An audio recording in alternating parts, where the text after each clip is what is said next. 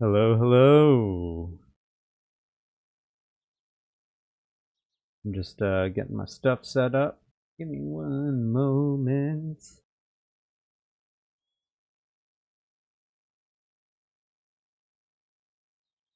How we doing out there, party people?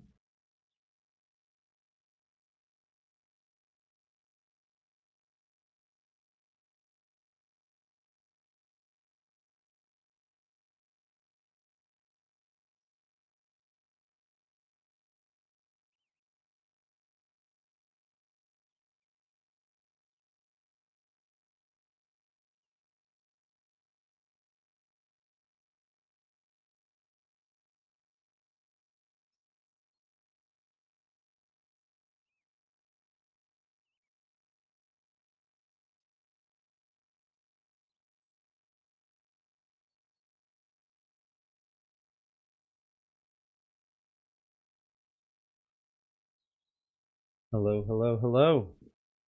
Welcome. Getting my stuff set up over here. Before things get rocking and rolling.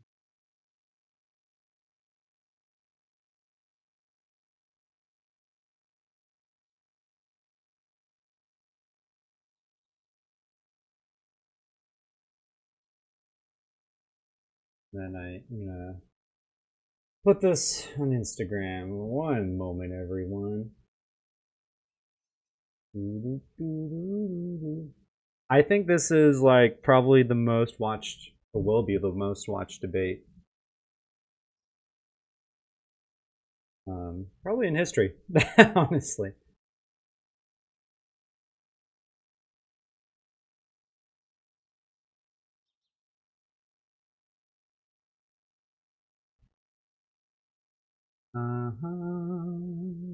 Dun, dun, dun, dun, dun.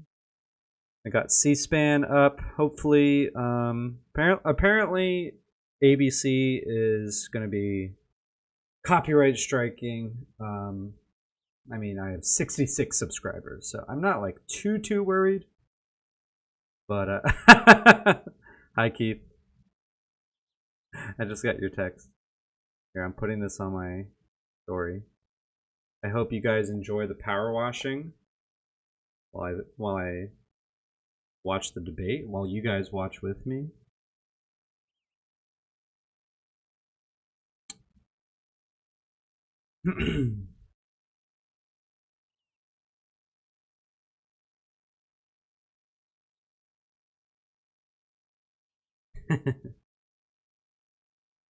Right.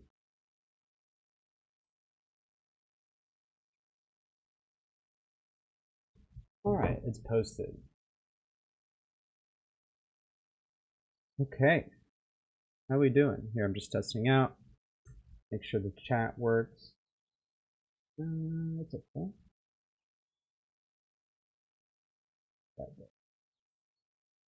Okay. If you notice any audio issues, let me know. Otherwise, everything should be okay. Now let me unmute this. We want these hostages home. We want this war to end. So does Kamala Harris. So does Tim Walz. So does the Biden administration. That every hour of every day are trying to get this war to an end. Donald Trump, you got to give me a break. What's his plan? I guess it's another one of these secret plans. But the genocide has been from Biden's administration. Two-state solution. All right, just wanted to make sure audio works. Going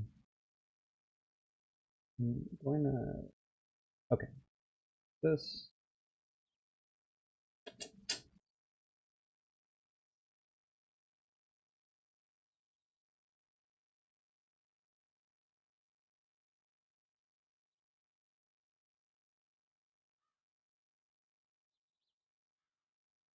Okay. Also, just want to have the mute button on. Vice President Harris. Not only did she endorse it, she got a standing ovation Hey at guys, the it's Gavin DNC, Newsom. embracing it and saying she will promote it and she will sign that bipartisan deal. A deal Donald Trump does not support. He's unserious. He doesn't want a border deal. He wants a border problem. And I say this with and He's making the expertise rounds, that few it seems have. I have like. the largest land port in the Western Hemisphere Mr. in the state Newsom. of California. And I've had to put 394 National Guard men and women on the border. I'm going to do And my it's shameful. best It's shameful. to not really pause, but to mute so I can keep up with the live stream. So it sounds like Mr. Newsom over here is talking about that border bill. That literally was probably the most like right-wing border bill we could have ever passed, and Biden said he would sign it, and Democrats in Congress were literally, they actually voted to pass it, and then Trump literally called and texted Congress members, Republican Congress members, to not vote for it because he wanted it to be an issue for the election. So whenever you hear Trump talk about border crap, which he will, like I think if there's like betting markets showing like people are betting he's gonna say the word border over like 15 times. Yeah, so if you ever hear him talk about that, remember he told Congress members to vote down this bill. Told them. Oh, I just realized. Can't see me. Lighting. I know Keith is watching. Lighting is important. Hey Alexa, turn on the light. Thank you.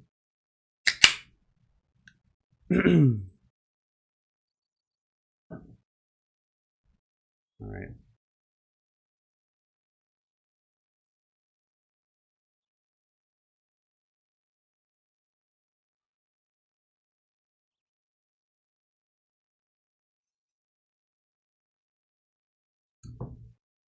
Okay.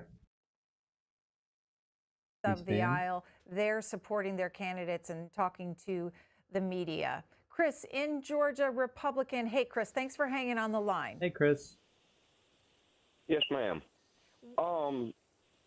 In the primaries, isn't that when we decide who is going to be the presidential nominee? He doesn't say there's a coup from Biden. And so your point is tonight, Chris? Kamala Harris wasn't even on the docket. She was the vice president. How can she be a presidential nominee? Do you think that your candidate, the former president, should talk about that tonight? Yes, definitely. All right. I love C-SPAN. Tonight, there are, of course, new polling. So there's a talking point that Biden was forced to step down, and therefore it's like some sort of coup d'etat, right? And they say that, you know, voters voted for Biden in the primary, and so him stepping down is a betrayal of the voters' will. The problem with that is that voters voted for Biden and Kamala, right? They voted for knowing that this is the incumbent president, and then we have the vice president. If the president steps down, even if they're stepping down from campaigning, there's no reason to say that the vice presidential candidate wouldn't be the one to step up, right? Also, they voted in the primary process, but the delegate counts for the DNC weren't certified until the DNC. That's why the DNC exists. That's why the RNC exists. It says certify the delegate count for their nominee for each party. And Biden did that before the deadline. So it'd be a better argument for them if Biden, let's say, dropped out now, right? Like September, right after the DNC, he decided he can't do it. There would be big problems, which is why he stepped down when he did. He knew that there was a time limit. He knew if he held on to the nominee or the nomination for long enough that it probably would have screwed the party. So that's why he stepped down when he did. So when people would bring that up, that's like obvious like hope. They just like don't understand how presidents are nominated.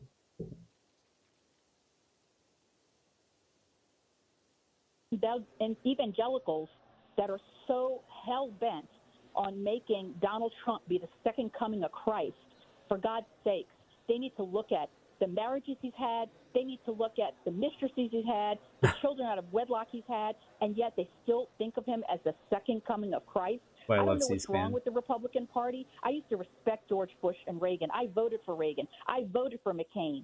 What has happened to the Republican Party that they cannot have a spine to stand up to this man? So what I'm hoping to see tonight is that Donald Trump will not only be bastardized by his own party, but he loses big, and Kamala will win. Okay, Susan there in Me listening New to the Orleans. C-SPAN Now, people the just path to absolutely rail. 270, the Electoral College, it means that these candidates have to win some crucial states. We showed you Georgia being one of them.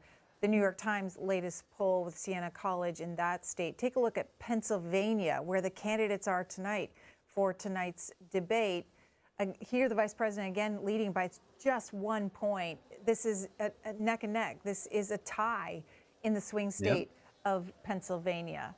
Carter in Valley City, North Dakota, and Independent. Carter, what do you want to hear tonight?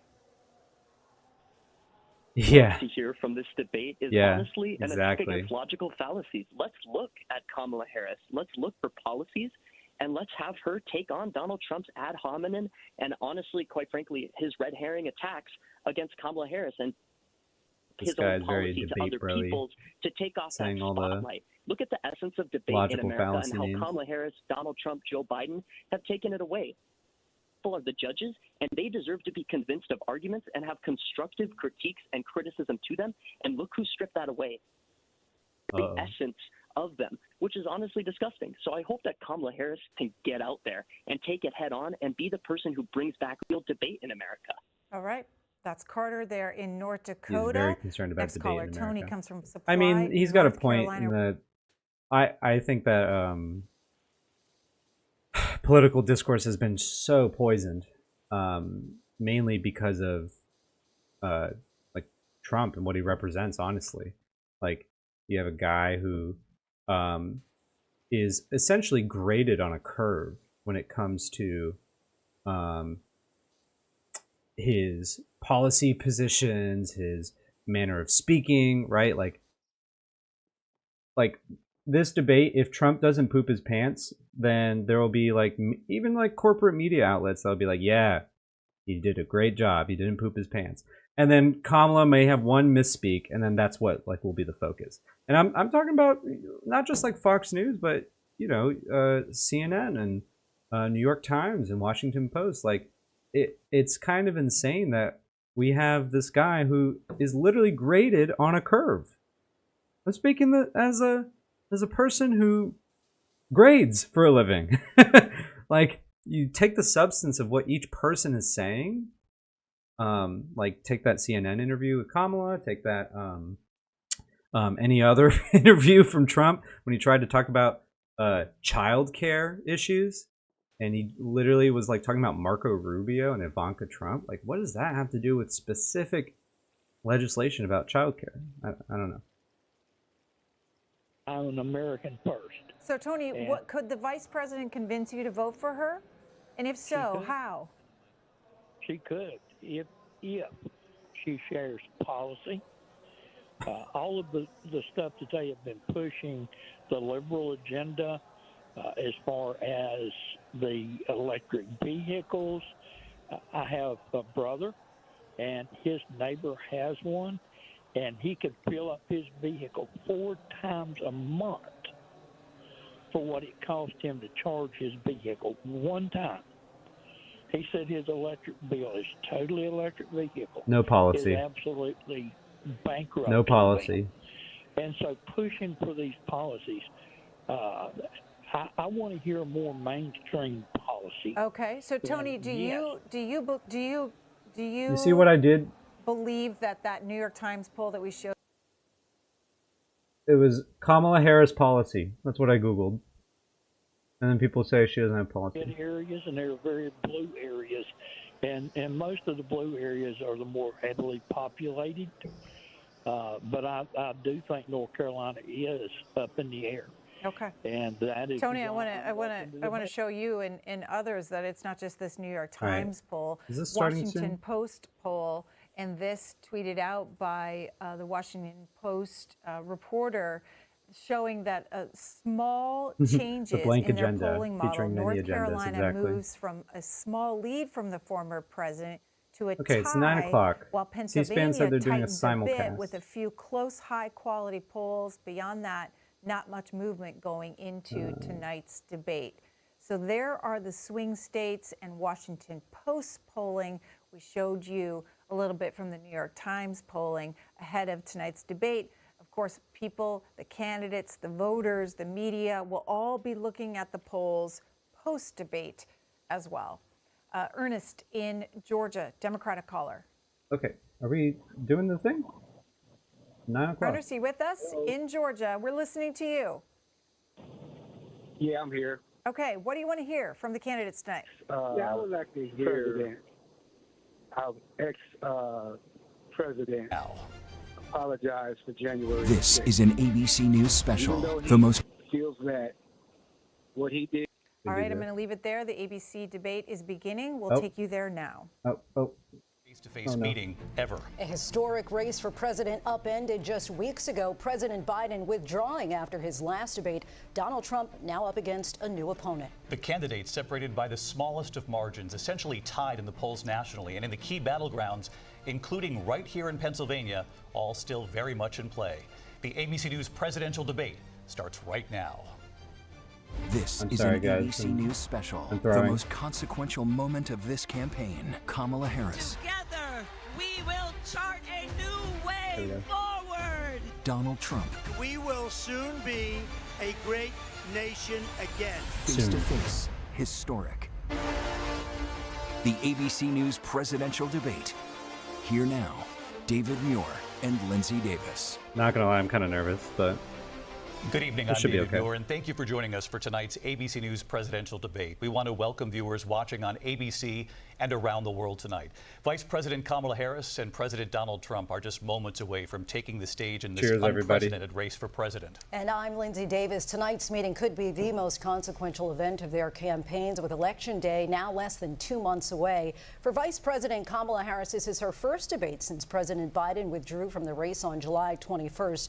Of course, that decision followed his debate against President Donald Trump in June. Since then, this race has taken on an entirely new dynamic. And that brings us to the rules of tonight's debate. 90 minutes with 2 commercial breaks. No topics or questions have been shared with the campaigns. The candidates will have 2 minutes to answer questions, and this is the clock. That's what they'll be seeing. 2 minutes for rebuttals and 1 minute for follow-ups, clarifications, or responses. Their microphones will only be turned on when it's their turn to speak. No pre-written notes allowed. There is no audience here tonight in this hall at the National Constitution Center. This is an intimate setting for 2 candidates who have never met. President Trump won the coin toss. He chose to deliver the final closing statement of the evening. Vice President Harris selected the podium to the right. So let's now welcome the candidates to the stage. Vice President Kamala Harris and President Donald Trump. All right. They're gonna shake hands. Kamala Harris. Let's have a good debate. Nice to see you. Have fun. Thank you.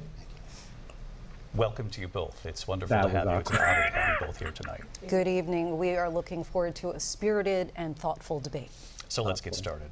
I want to begin tonight with the issue that voters repeatedly say is their #1 issue, and that is the economy and the cost of living in this country. Vice President Harris, you and President Trump were elected 4 years ago, and your opponent on the stage here tonight often asks his supporters, are you better off than you were 4 years ago? When it comes to the economy, do you believe Americans are better off than they were 4 years ago?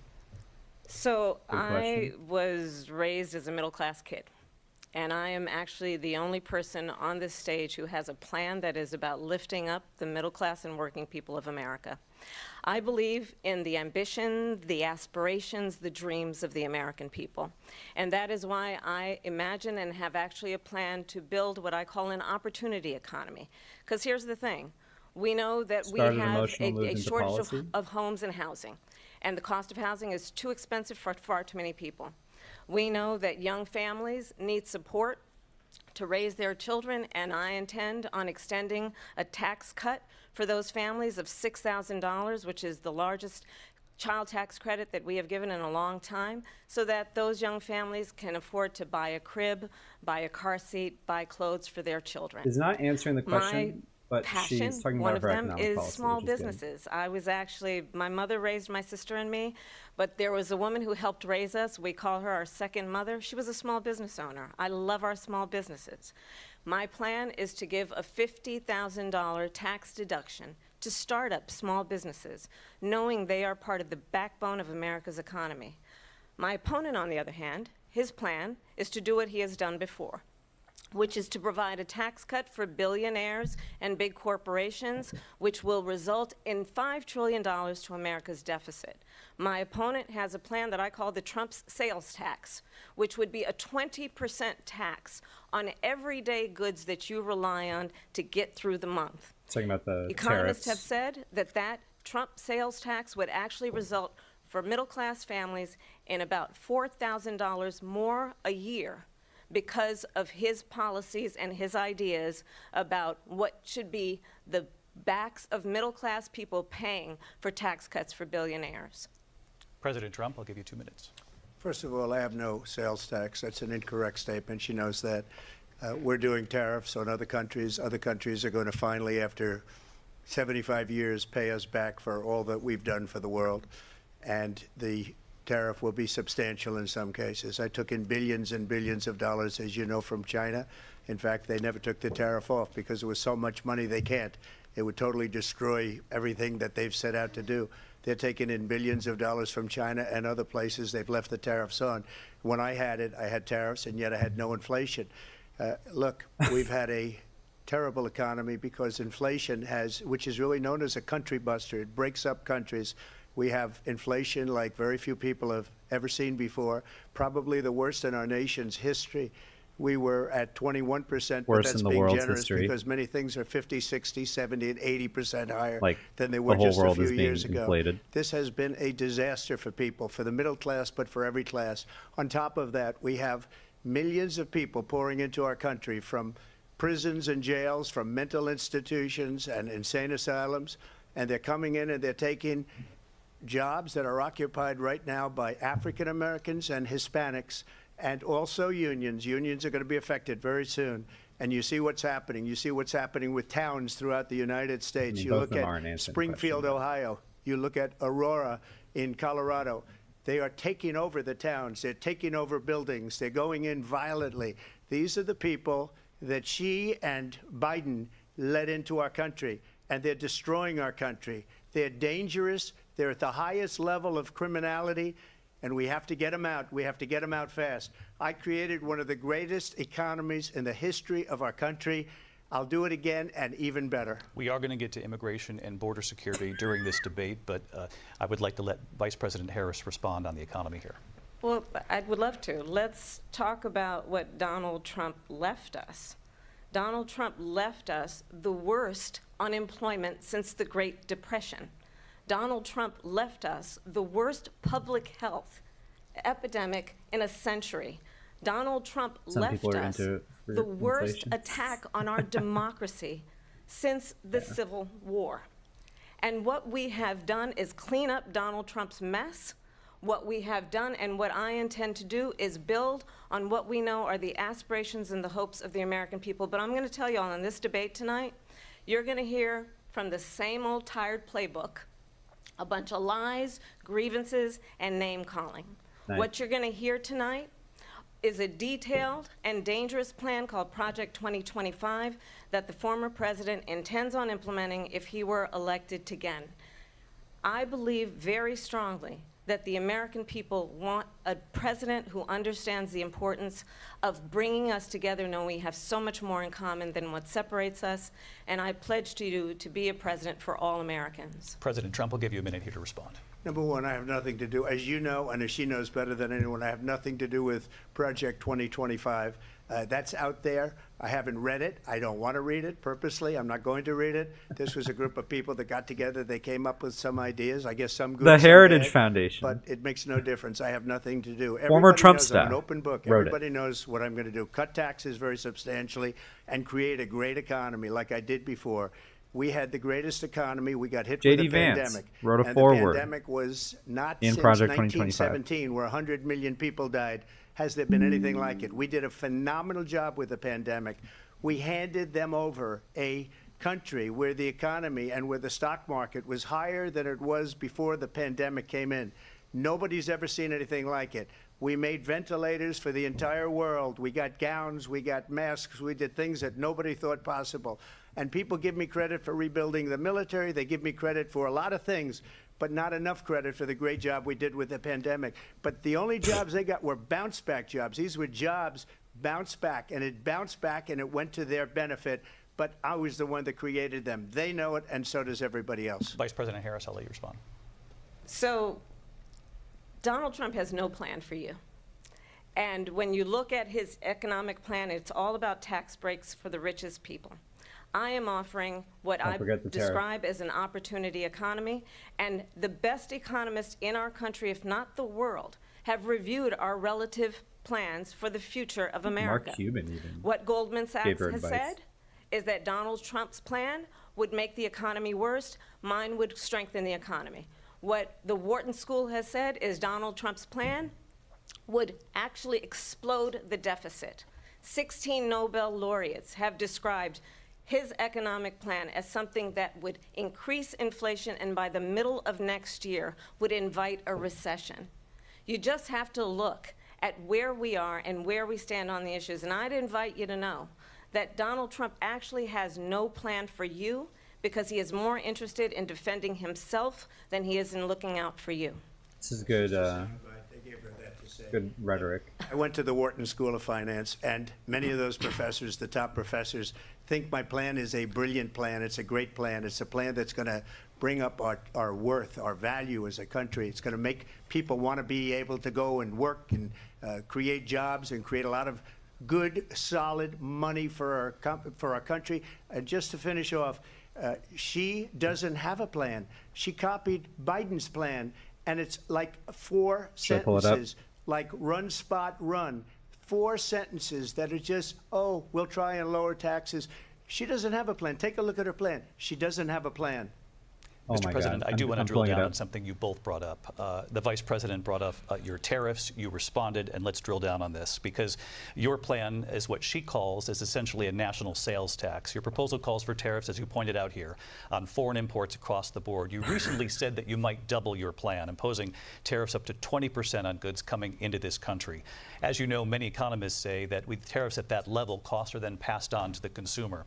Vice President Harris has argued it'll mean higher prices on gas, food, clothing, medication, arguing it costs the typical family nearly $4,000 a year. Do you believe Americans can afford higher prices because of tariffs? They're not going to have higher prices. What's going to have and who's going to have higher prices is China and all of the countries that have been ripping us off for years. I was the only president ever. China was paying us hundreds of billions of dollars, and so were other countries. And, you know, if she doesn't like them, they should have gone out and they should have immediately cut the tariffs. But those tariffs are there 3.5 years now under their administration. We are going to take in billions of dollars, hundreds of billions of dollars. I had no inflation, virtually no inflation. They had the highest inflation perhaps in the history of our country because I've never seen a worse period of time. People can't go out and buy cereal or bacon or eggs or anything else. The people of our country are absolutely dying with what they've done. They've destroyed the economy. And all you have to do is look at a poll. The polls say 80 and 85 and even 90% that the Trump economy was great, that their economy was terrible. Vice President Harris, I do want to ask for your response, and you heard what the president said there, because the Biden administration did keep a number of the Trump tariffs in place. So how do you respond? Well, let's be clear that the Trump administration resulted in a trade deficit, one of the highest we've ever seen in the history of America. He invited trade wars. You want to talk about his deal with China? What he ended up doing is under Donald Trump's presidency, he ended up selling American chips to China to help them improve and modernize their military, basically sold us out. when a policy about China should be in making sure the United States of America wins the competition for the 21st century, which means focusing on the details of what that requires, focusing on relationships with our allies, focusing on investing in American-based technology so that we win the race on AI, on quantum computing, focusing on what we need to do to support America's workforce so that we don't end up having on the short end of the stick in terms of workers' rights. But what Donald Trump did, let's talk about this, with COVID, is he actually thanked President Xi for what he did during COVID. Look at his tweet. Thank you, President Xi, exclamation point, when we know that Xi was responsible for lacking and not giving us transparency about the origins of COVID. President Trump, I'll let you respond. First of all, they bought their chips from Taiwan. We hardly make chips anymore because of philosophies like they have and policies like they have. I don't say her because she has no policy. Everything that she believed 3 years ago and 4 years ago is out the window. She's going to my philosophy now. In fact, I was going to send her a MAGA hat. She's gone to my philosophy. But if she ever got elected, she'd change it. And it will be the end of our country. Just read that. She's a Marxist. Everybody knows she's a Marxist. Her father's a Marxist professor in economics, and he can't tell if taught he's her lying well. because I don't know if he But knows when this you look is at what real. she's done to our country, and when you look at these millions and millions of people that are pouring into our country monthly, where it's, I believe, 21 million people, not the 15 that people say, and I think it's a lot higher than the 21.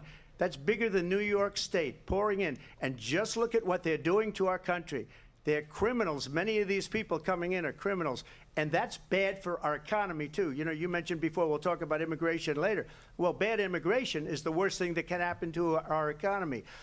They have, and she has, destroyed our country with policy that's insane. Almost policy that you'd say they have to hate our country. President Trump, thank you. Lindsay?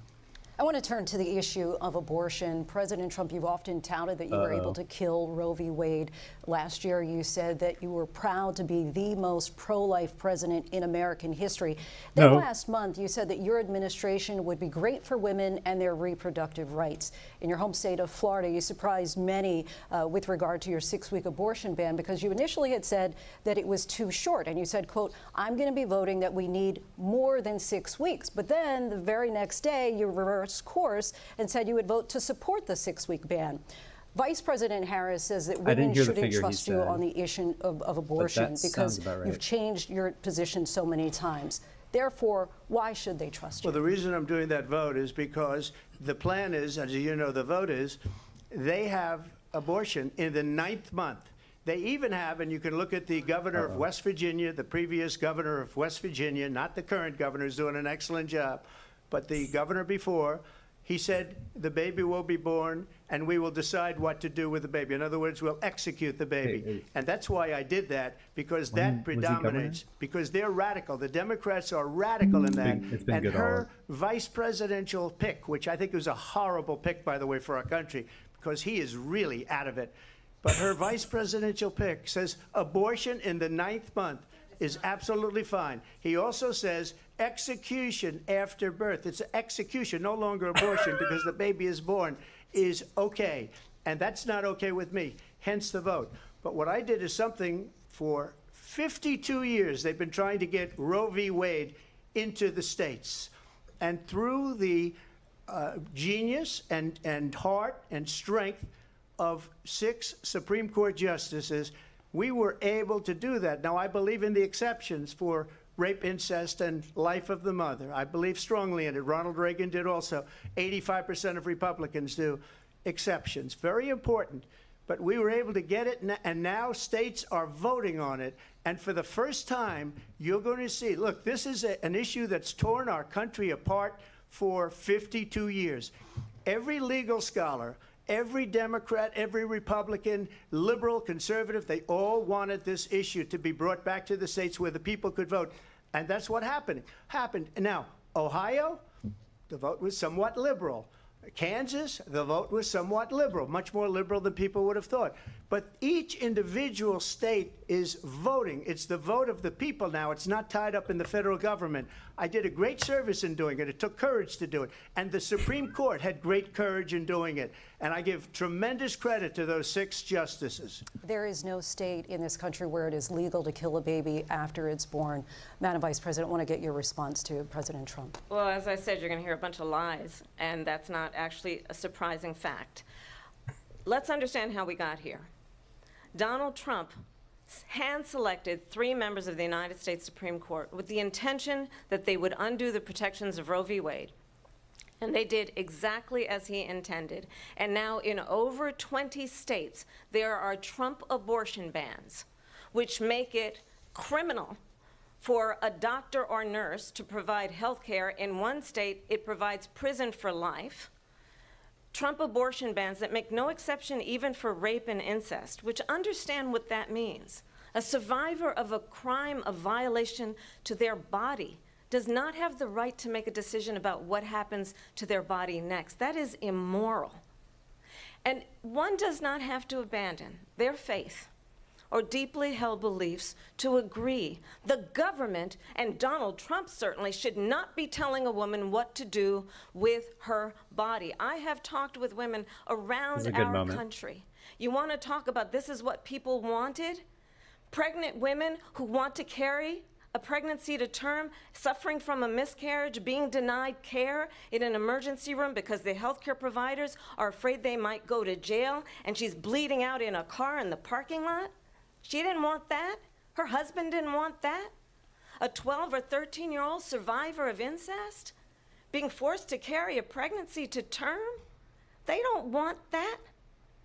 And I pledge to you, when Congress passes a bill to put back in place the protections of Roe v. Wade, as President of the United States, I will proudly sign it into law. But understand, if Donald Trump were to be reelected, he will sign a national abortion ban. Understand, in his Project 2025, there would be a national abortion, a monitor that would be monitoring your pregnancies, your miscarriages. I think this. The American people believe that certain freedoms, in particular the freedom to make decisions about one's own body, should not be made by the government. Thank you, Vice President Harris. Well, there she goes again. It's a lie. I'm not signing a ban, and there's no reason to sign a ban, because we've gotten what everybody wanted. Democrats, Republicans, and everybody else, and every legal scholar wanted it to be brought back into the states, and the states are voting. Every legal and it may scholar. take a little time, but for 52 years, this issue has torn our country apart, and they've wanted it back in the states. And I did something that nobody thought was possible. The states are now voting. What she says is an absolute lie.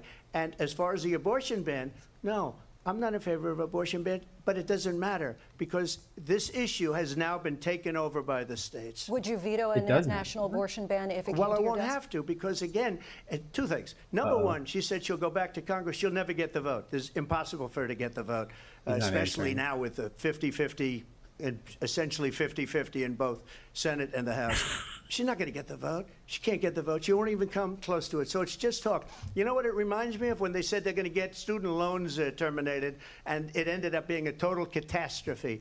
The student Supreme loans, Court and shut then it down. I think probably her boss, if you call him a boss, he spends all his time on the beach. But look, her boss went out and said, we'll do it he's again. mad he's We'll not do it a spending different time at way. the And he beach. went out, got rejected again by He'd the rather be Supreme doing Court. that. So all these students got taunted with this whole thing about this whole idea. And how unfair that would have been, part of the reason they lost, to the millions and millions of people that had to pay off their student loans. They didn't get it for free. But they were saying it's the same way that they talked about that they talk about abortion. But if I could just get a yes or no, because your running mate, J.D. Vance, has said that you would veto it if it did come to your desk. Well, I didn't discuss it with J.D. in all fairness. J.D., and I don't mind if he has a certain view, but I think he was speaking for me, but I really didn't. Look, we don't have to discuss it, because she'd never be able to get it, just like she couldn't get student loans. They couldn't get student loans. They didn't even come close to getting student loans. They taunted young people and a lot of other people that had loans. They can never get this approved. So it doesn't matter what she says about going to Congress. So wonderful. He's Let's go to afraid Congress, of do this it. But the topic. fact is that for years they wanted to get it out of Congress and out of the federal government, and we did something that everybody said couldn't be done. And now you have a vote of the people on abortion. Vice President Harris, I want to give you your time to respond, but I do want to ask, would you support any restrictions on a woman's right to an abortion? I absolutely support reinstating the protections of Roe v. Wade, and as you rightly mentioned, nowhere in America is a woman carrying a pregnancy to term and asking for an abortion. That is not happening. It's insulting to the women of America. And understand what has been happening under Donald Trump's abortion bans. Couples who pray and dream of having a family are being denied IVF treatments. What is happening in our country? Working people, working women who are working 1 or 2 jobs, who can barely afford childcare as it is, have to travel to another state to get on a plane sitting next to strangers to go and get the health care she needs. Barely can afford to do it, and what you are putting her through is unconscionable. And the people of America have not, the majority of Americans believe in a woman's right to make decisions about her own body, and that is why in every state where this issue has been on the ballot, in red and blue states both, the people of America have voted for freedom. Vice President Harris, Excuse me, I have to respond. Another lie. It's another lie. I have been a leader on IVF, which is fertilization. The IVF, I have been a leader. In fact, when they got a very negative decision on IVF from the Alabama courts, I saw the people of Alabama and the legislature 2 days later voted it in. I've been a leader on it. They know that, and everybody else knows it. I have been a leader on fertilization, IVF.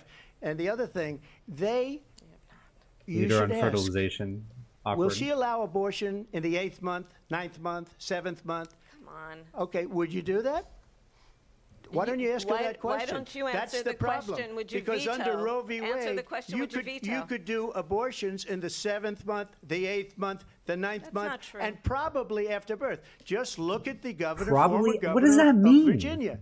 The governor of Virginia said we put the baby aside and then we determine what we want to do with the baby. President Trump, thank you. We're going to turn now to immigration and border security. We know it's an issue that's important to Republicans, Post-birth Democrats, abortion voters across the is board murder. in this What? country. Vice President Baby Harris, murder. you were tasked by President Biden with getting to the root causes of migration from Central America. We know that illegal border crossings reached a record high in the Biden administration. This past June, President Biden imposed tough new asylum restrictions. We know the numbers since then have dropped significantly. But my question to you tonight is, why did the administration wait until 6 months before the election to act? And would you have done anything differently from President Biden on this? So I'm the only person on this stage who has prosecuted transnational criminal organizations for the trafficking of guns, drugs, and human beings. And let me say that the United States Congress, including some of the most conservative members of the United States Senate, came up with a border security bill which I supported. And that bill would have put 1,500 more border agents on the border to help those folks who are working there right now overtime trying to do their job. It would have allowed us to stem the flow of fentanyl coming into the United States. I know there are so many families watching tonight who have been personally affected by the surge of fentanyl in our country. That bill would have put more resources to allow us to prosecute transnational criminal organizations for trafficking in guns, drugs, and human beings. But you know what happened to that bill? Donald Trump got on the phone, This is what I talked about. called up some folks in Congress and said, kill the bill. And you know why? Because he'd prefer to run on a problem instead of fixing a problem. Yep. And understand, this comes at a time where the This sounds people of our conspiratorial, but it's country completely actually true. need a leader who engages in solutions, who actually admitted it, too. addresses the problems at hand. But what we have in the former president is someone who would prefer to run on a problem instead of fixing a problem. And I'll tell you something, he's going to talk about immigration a lot tonight, even when it's not the subject that is being raised. And I'm going to actually do something really unusual, and I'm going to invite you to attend one of Donald Trump's rallies, because it's a really interesting thing to watch. You will see during the course of his rallies, he talks about fictional characters like Hannibal Lecter. He will talk about windmills cause cancer. And what you will also notice is that people start leaving his rallies early out of exhaustion and boredom. And I will tell you, the one thing you will not hear him talk about is you. You will not hear him talk about your needs, your dreams, and your desires. And I'll tell you, I believe you deserve a president who actually puts you first, and I pledge to you that I will. Vice President Harris, thank you. President Trump, on that point, I want to get your response. Well, I would like to respond. Let me just ask, though, why did you try to kill that bill, and successfully so? That would have put thousands of additional agents and officers on the border. First, let me respond as to the Please. rallies. Oh, he doesn't want to answer that. People start leaving. People don't go to her rallies. There's no reason to go.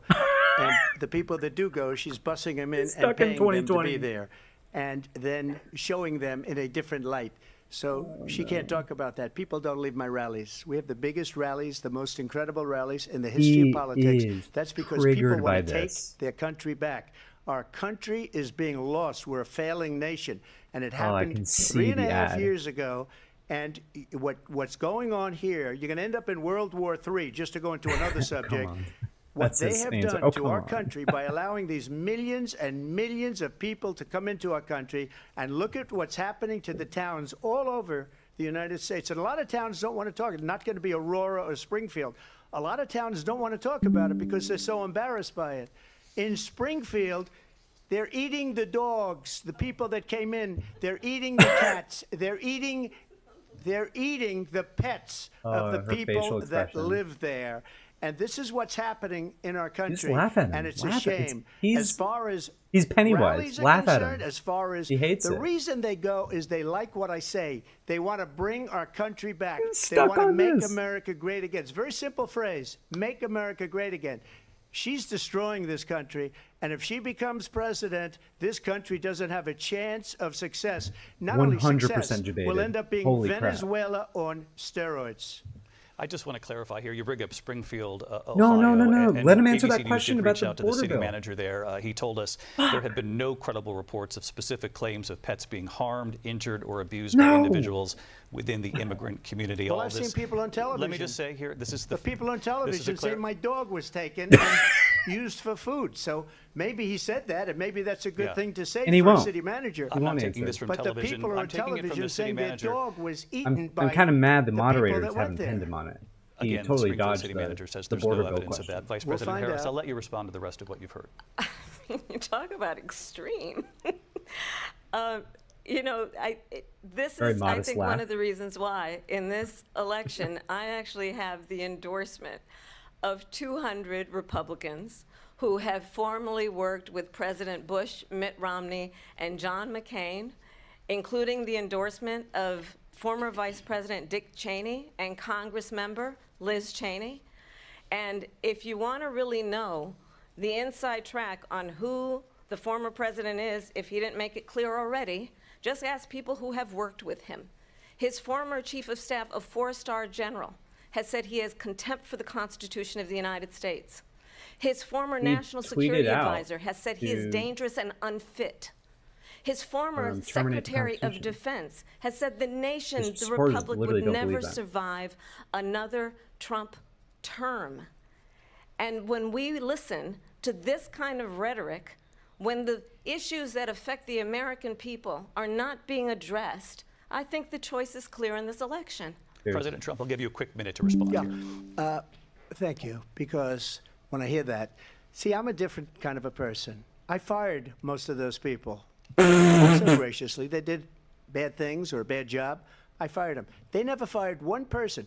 They didn't fire anybody having to do with Afghanistan and the Taliban and the 13 people who's were just killed, viciously and violently killed. And I got to know the parents and the family. They didn't fire. They should have fired all those generals, all those top people, because that was one of the most incompetently handled situations anybody has ever seen. So when somebody does a bad job, I fire him. And you take a guy like Esper. He was no good. I fired him. So he writes a book. Another one writes a book. Because with me, they can write books. With nobody else can they. But they have done such a poor job, and they never fire anybody. Look at the economy. Look at the inflation. They didn't fire any of their economists. They have the same people. That's a good way not to have books written about you. But just to finish, I got more votes than any Republican in history by far. And Biden got more votes than any Democrat in history, and also any president in history by far. Let me continue on immigration. It was what you wanted to talk about earlier, so let's get back to your deportation ask him about the bill that the vice president has reacted to as well. President Trump, you call this the largest domestic deportation operation in the history of our country. You say you would use the National Guard. You say if things get out of control, you'd have no problem using the U.S. military. Police, yes. You also said you would use local police. How would you deport 11 million undocumented immigrants? I know you believe that number is much higher. Take us through this. What does this look like? Will authorities be going door to door in this country? Yeah, it is much higher because of them. They allowed criminals, many millions of criminals. They allowed terrorists. They allowed common street criminals. They allowed people to come in, drug dealers, to come into our country. And they're now in the United States and told by their countries like Venezuela, don't ever come back or we're going to kill you. Do you know that crime in Venezuela and crime in countries all over the world is way down? You know why? Because they've taken their criminals off the street and they've given them to her to put into our country. And this will be one of the greatest mistakes in history for them to allow. And I think they probably did it because they think they're going to get votes, but it's not worth it because they're destroying the fabric of our country by what they've done. There's never been anything done like this at all. They've destroyed the fabric of our country. Millions of people let in, and all over the world, crime is down all over the world except here. Crime here is up and through the roof. Despite their fraudulent statements that they made, crime in this country is through the roof. And we have a new form of crime. It's called migrant crime. And it's happening at levels that nobody thought possible. President Trump, as you know, the FBI says overall violent crime is actually coming down in this country. But excuse me, the FBI they were defrauding statements. They didn't include the worst cities. They didn't include the cities with the worst crime. It was a fraud. Just like their number of 818,000 jobs that they said they created turned out to be a fraud. President Trump, thank you. I'll let you respond, Vice President Harris. Well, I think this is so rich coming from someone who has been prosecuted for national security crimes, economic crimes, election interference, has been found liable for sexual assault, and his next big court appearance is in November at his own criminal sentencing. And let's be clear where each person stands on the issue of what is important about respect for the rule of law and respect for law enforcement. The former vice president called for defunding federal law enforcement, 45,000 agents, get this, on the day after he was arraigned on 34 felony counts. So let's talk about what is important in this race. It is important that we move forward, that we turn the page on this same old tired rhetoric and address the needs of the American people. She's like talking past what we him, need to which do is really good. about the It's almost like she doesn't shortage, acknowledge. which I have a She acknowledges plan him when for. he's Address ridiculous. what we must do to support And our small then, businesses. Address bringing when down she's the talking price about of just groceries. generally him, But she's frankly, like, the American yeah, people are he's exhausted small. We shouldn't with this be, same old tired playbook. Vice President Harris, we shouldn't be subject to this again. Every one of those cases was started by them against their political opponent. And I'm winning most of them, and I will win the rest on appeal. And you saw that with the decision that came down just recently from the Supreme Court. I'm winning most of them. But those are cases, it's called weaponization. Never happened in this country. They weaponized the Justice Department. Every one of those cases was involved with the DOJ, from Atlanta and Fani Willis to the Attorney General of New York and the DA in New York. Every one of those cases. And then they say, oh, he's a criminal. They're the ones that made them go after me. By the way, Joe Biden was found essentially guilty on the documents case. And what happened in my documents case? They said, oh, that's the toughest of them all. A complete and total victory. 2 months ago, it was thrown out. It's weaponization, and they used it, and it's never happened in this country. They used it to try and win an election. They're fake cases. President Trump, thank you. A really quick response here, Vice President Harris, on this notion of weaponization of the Justice Department. Well, let's talk about extreme and understand the context in which this election in 2024 is taking place. The United States Supreme Court recently ruled that the former president would essentially be immune from any misconduct if he were to enter the White House again. understand this is someone who has openly said he would terminate, I'm quoting, terminate the Constitution of the United States, that he would weaponize the Department of Justice against his political enemies. Someone who has openly expressed disdain for members of our military. Understand what it would mean if Donald Trump were back in the White House with no guardrails, because certainly we know now the court won't stop him. We know J.D. Vance is not going to stop him. It's up to the American people. Vice President stop Harris. him. Thank you. Lindsay? Vice President Harris, in your last run for president. This is the one that weaponized, not me. She weaponized. I probably took a bullet to the head because of the things that they say about me. They talk about democracy. I'm a threat to democracy. They're the threat to democracy with a fake Russia investigation. He is actually getting on that He's went getting. nowhere. We have a He's lot to losing get his to. Lindsay? composure. Vice President Harris, in your last run for president, you said you wanted to ban fracking. Now you don't. You wanted mandatory government buyback programs for assault weapons. Now your campaign says you don't. You supported decriminalizing border crossings. Now you're taking a harder line. I know you say that your values have not changed. So then why have so many of your policy positions changed? So my values have not changed, and I'm going to discuss every one of the, at least every point that you've made. But in particular, let's talk about fracking because we're here in Pennsylvania. I made that very clear in 2020. I will not ban fracking. I have not banned fracking as Vice President of the United States. And in fact, I was the tie-breaking vote on the Inflation Reduction Act, which opened new leases for fracking. My position is that we have got to invest in diverse sources of energy so we reduce our reliance on foreign oil. We have had the largest increase in domestic oil production in history because of an approach that recognizes that we cannot over-rely on foreign oil. As it relates to my values, let me tell you, I grew up a middle-class kid raised by a hardworking mother who worked and saved and was able to buy our first home when I was a teenager.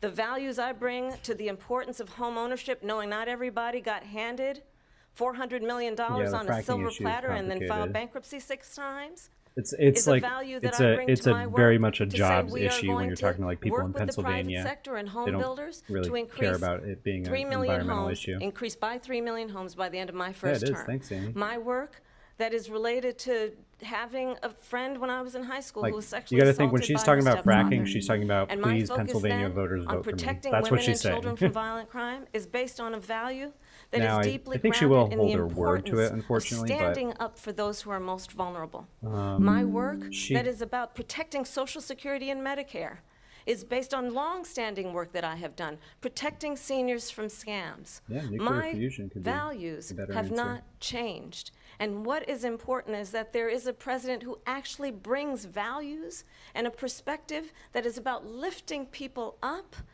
and not beating people down and name-calling.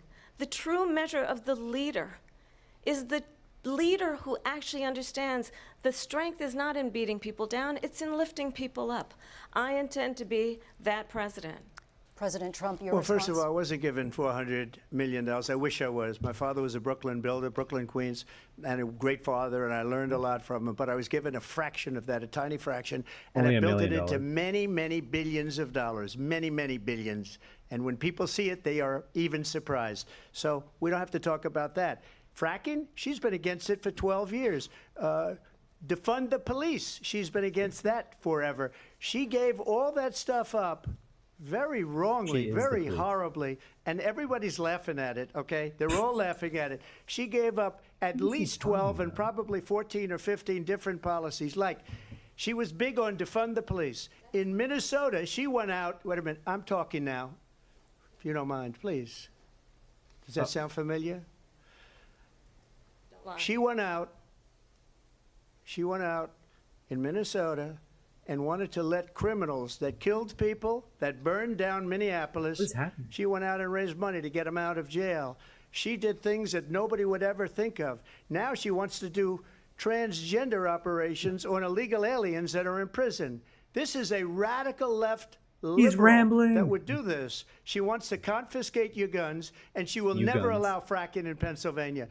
If she won the election, fracking in Pennsylvania will end on day one. just to finish one thing. See what I so mean? It's all in my they opinion. know they're pandering to. So I like, got the oil specifically business going like Pennsylvania nobody has voters ever when they done bring that before. back. When they took over, they got rid of it, started getting rid of it, and the prices were going up the roof. They immediately let these guys go to where they were. I would have been 5 times, 4 times, 5 times higher, because you're talking about 3.5 years ago. They got it up to where I was because they had no choice, because the prices of energy were quadrupling and doubling. You saw what happened to gasoline. So they said, let's go back to Trump. But if she won the election, the day after that election, they'll go back to destroying our country, and oil will be dead, fossil fuel will be dead, we'll go back to windmills, and we'll go back to solar. Well, definitionally, fossil fuels are dead. desert to get some energy to come out. You ever see a solar plant? By the way, I'm a big fan of solar, but they take what is he talking about? 400, 500 acres of desert President soil. Trump, we have a These lot are of not issues good that things we for have the to get environment to. that We're she out of time. understands. Thank you. Lindsay, thank you. We have an election in just 56 days. And I want to talk about the peaceful transfer of power, which, of course, we all know is a cornerstone of our democracy, and the role of a president in a moment of crisis. Mr. President, on January 6th, you told your supporters to march to the Capitol. You said you would be right there with them. The country and the world saw what played out at the Capitol that day, the officers coming under attack. Aides in the West Wing say you watched it unfold on television off the Oval Office. You did send out tweets, but it was more than 2 hours before you sent out that video message telling your supporters to go home. Is there anything you regret about what you did on that day? No. You just said a thing that isn't covered. Peacefully and patriotically, I said during my speech. 2 hours later. Later on. 2 hours later. Peacefully and patriotically. 2 hours later. And nobody on the other side was killed. Ashley Babbitt was shot by an out-of-control police officer that should have never, ever shot her. It's a disgrace. But we didn't do this group of people that have been treated so badly. I ask, what about all the people that are pouring into our country and killing people that she allowed to pour in? She was the border czar. Remember that. He's she deflecting. was the border czar. She doesn't want to be called the border czar because she's embarrassed by the border. In fact, she said at the beginning. I can't tell if he's deflecting or if he's just rambling. You know what I mean? Like, that's because she it's knows probably what both. a bad job they've done. He doesn't want to talk What about Jan 6. He people? knows it's bad for him. When are they going to be prosecuted? When are these people from countries all over the world, not just South America, they're coming in from all over the world, David? All over the world. He's like and screaming. crime rates are down all over the world because of it. But let me just when ask are those, David, when are those people going to be prosecuted? When are the people that burned down Minneapolis going to be prosecuted? Or in Seattle? Done They like went into Seattle. They took over a big percentage of the city of Seattle. When are those people going to be prosecuted? But let me just ask you. You might ask her that question. You were the president. You were watching it unfold on television. It's a very simple question as we move forward toward another election. Is there anything you regret about what you did on that day? Yes or no? I had nothing to do with that other than they asked me to make a speech. I showed up for a speech. I said, I think it's going to be big. I went to Nancy Pelosi and the mayor of Washington, D.C., and the mayor put it back in writing, as you know. I said, you know, this is going to be a very big rally or whatever you want to call it. And again, it wasn't done by me. It was done by others. I said, I'd like to give you 10,000 National Guard or soldiers. They rejected me. Nancy Pelosi rejected me. It was just 2 weeks ago, her daughter has a tape of her saying she is fully responsible for what happened. They want to get rid of that tape. It would have never happened if Nancy Pelosi and the mayor of Washington did their jobs. I wasn't responsible for security. Nancy Pelosi was responsible. She didn't do her job. The question was about you as president, not about former Speaker Pelosi, but I do want Vice President Harris I wonder to why it respond was here. dead, Will. I was at the Because Capitol they on killed January 6th. everyone. I was in the Chaz. vice president-elect. I was also an acting senator. I was there. And on that day, the President of the United States incited a violent mob to attack our nation's capital, to desecrate our nation's capital. On that day, 140 law enforcement officers were injured, and some died. And understand, the former president has been indicted and impeached for exactly that reason. But this is not an isolated situation. Let's remember Charlottesville, where there was a mob of people carrying tiki torches, spewing anti-Semitic hate. And what did the president then at the time say? There were fine people on each side. Very fine, he said. Let's remember, that when it came to the Proud Boys, a militia, the former president said, stand back and stand by. So for everyone watching who remembers what January 6th was, I say we don't have to go back. Let's not go back. We're not going back. It's time to turn the page. And if that was a bridge too far for you, well, there is a place in our campaign for you to stand for country, to stand for our democracy, to stand for rule of law, and to end the chaos, and to end the approach that is about attacking the foundations of our democracy because you don't like the outcome. And be clear on that point. Donald Trump, the candidate, has said in this election there will be a bloodbath if this and the outcome of this election is not to his liking. Let's turn the page on this. Let's not go back. Let's chart a course for the future and not go backwards to the past. Let me just follow up here. It was a different term, and it was a term that related to energy because they have destroyed our energy business. That was where bloodbath was. Also, on Charlottesville, that story has been, as you would say, debunked. Laura Ingraham, Sean Hannity, Jesse, all of these people, they covered it. If they go an extra sentence, they will see it was perfect. It was debunked in almost every newspaper, but they still bring it up, just like they bring 2025 up. They bring all of this stuff up. I ask you this. You talk about the Capitol. Why are we allowing these millions of people to come through on the southern border? How come she's not doing anything? And I'll tell you what I would do, and I would be very proud to do it. I would say we would both leave this debate right now. I'd like to see her go down to Washington, D.C. during this debate because we're wasting a lot of time. Go down to, because she's been so bad, it's so ridiculous. Go down to Washington, D.C. and let her sign a bill to close up the border because they have the right to do it. They don't need bills. They have the right to do it. The President of the United States, you'll get him out of bed. You'll wake him up at 4 o'clock in the afternoon. You'll say, come on down to the office. Let's sign a bill. If he signs a bill that the border is closed, all he has to do is say it to the Border Patrol, who are phenomenal. If they do that, the border is closed. Those people are killing many people, unlike J6. We talked immigration here tonight. I do want to focus on this next issue to both of you because it really brings us this into focus, truth in these times that we're living in. Mr. President, for 3.5 years after you lost the 2020 election, you repeatedly falsely claimed that you won, many times saying you won in a landslide. In the past couple of weeks leading up to this debate, you have said, quote, I didn't pay attention to what he said. That you, quote, didn't quite make it, that you came up a little bit short. I said that? Are you now acknowledging that you lost in 2020? No, I don't acknowledge that at all. I said that sarcastically. You know that. It was said, oh, we lost by a whisker. That was said sarcastically. Oh, he's regretting his comment saying that he lost. All you have to do is look at it. And they should have sent it back to the legislatures for approval. I got almost 75 million votes, the most votes any sitting president has ever gotten. I was told if I got 63, which was what I got in 2016, you can't be beaten. The election, people should never be thinking about it. An election is fraudulent. We need two things. We need walls, and we have to have it. We have to have borders, and we have to have good elections. Our elections are bad. And a lot of these illegal immigrants coming in, they're trying to get them to vote. They can't even speak English. They don't even know what country they're in practically. And these people are trying to get them to vote. And that's why they're allowing them to come into our country. I did watch all of these pieces of video. I didn't detect the sarcasm, lost by a whisker. We didn't quite make it. And we should just point out here as clarification, and you know this, you and your allies, 60 cases in front of many judges, many of them Republican. No judge looked at it. And said there was no we didn't have standing. That's the other thing. They said we didn't have standing. Standing means Can you imagine a system where a person in an election doesn't have standing? The President of the United States doesn't have standing. That's how we lost. If you look at the facts, and I'd love to have you do a special on it. I'll show you Georgia, and I'll show you Wisconsin, and I'll show you Pennsylvania, and I'll show you.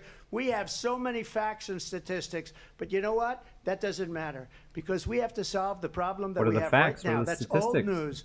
And the problem that we have right now is we have a nation in decline, and they have put it into decline. We have a nation that is dying, David. Mr. President, thank you. Vice President Harris, you heard the president there tonight. He said he didn't say that he lost by a whisker. So he still believes he did not lose the election that was won by President Biden and yourself. But I do want to ask you about something that's come up in the last couple of days. This was a post from President Trump about this upcoming election just weeks away. He said, when I win, those people who cheated, and then he lists donors, voters, election officials, he says will be prosecuted to the fullest extent of the law, which will include long-term prison sentences.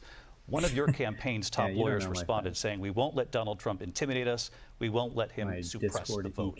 Is that what you believe he's trying to do here? Donald Trump was fired by 81 million people. So let's be clear about that. And clearly he is having a very difficult time processing that.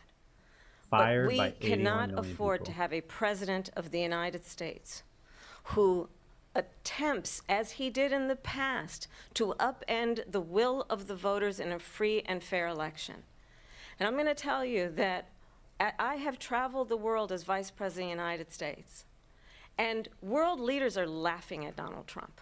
True. I have talked with military leaders, some of whom worked with you, and they say you're a disgrace. And when you then talk in this way in a presidential debate and deny what over and over again are court cases you have lost because you did in fact lose that election, it leads one to believe that perhaps we do not have in the candidate to my right the temperament or the ability to not be confused about fact. That's deeply troubling, and the American people deserve better. Trump is visibly upset. Let me just say about world leaders.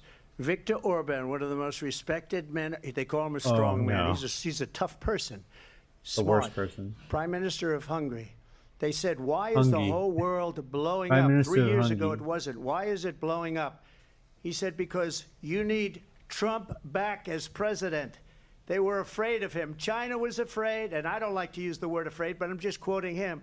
China was afraid of him. North Korea was afraid of him. She's doing, I think, exactly what she needs to do. Look at what's going on with North Korea, by the way. He said Russia was afraid of him. I ended the Nord Stream 2 pipeline, and Biden put it back on day one, but he ended the XL pipeline.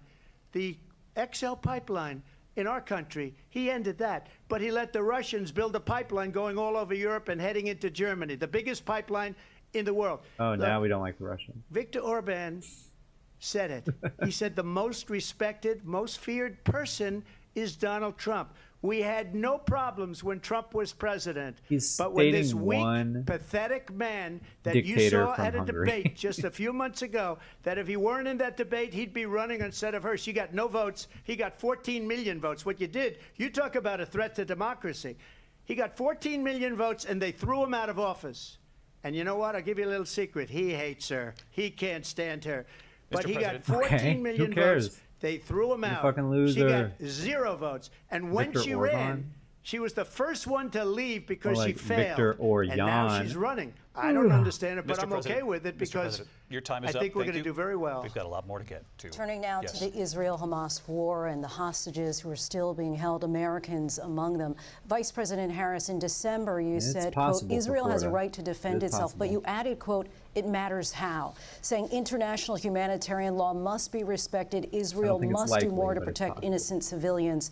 You said that 9 months ago. Now an estimated 40,000 Palestinians are dead. Nearly 100 hostages remain. Just last week, Prime Minister Benjamin Netanyahu said there's not a deal in the making. President Biden has not been able to break through the stalemate. How would you do it? Well, let's understand how we got here. On October 7, Hamas, a terrorist organization, slaughtered 1,200 Israelis.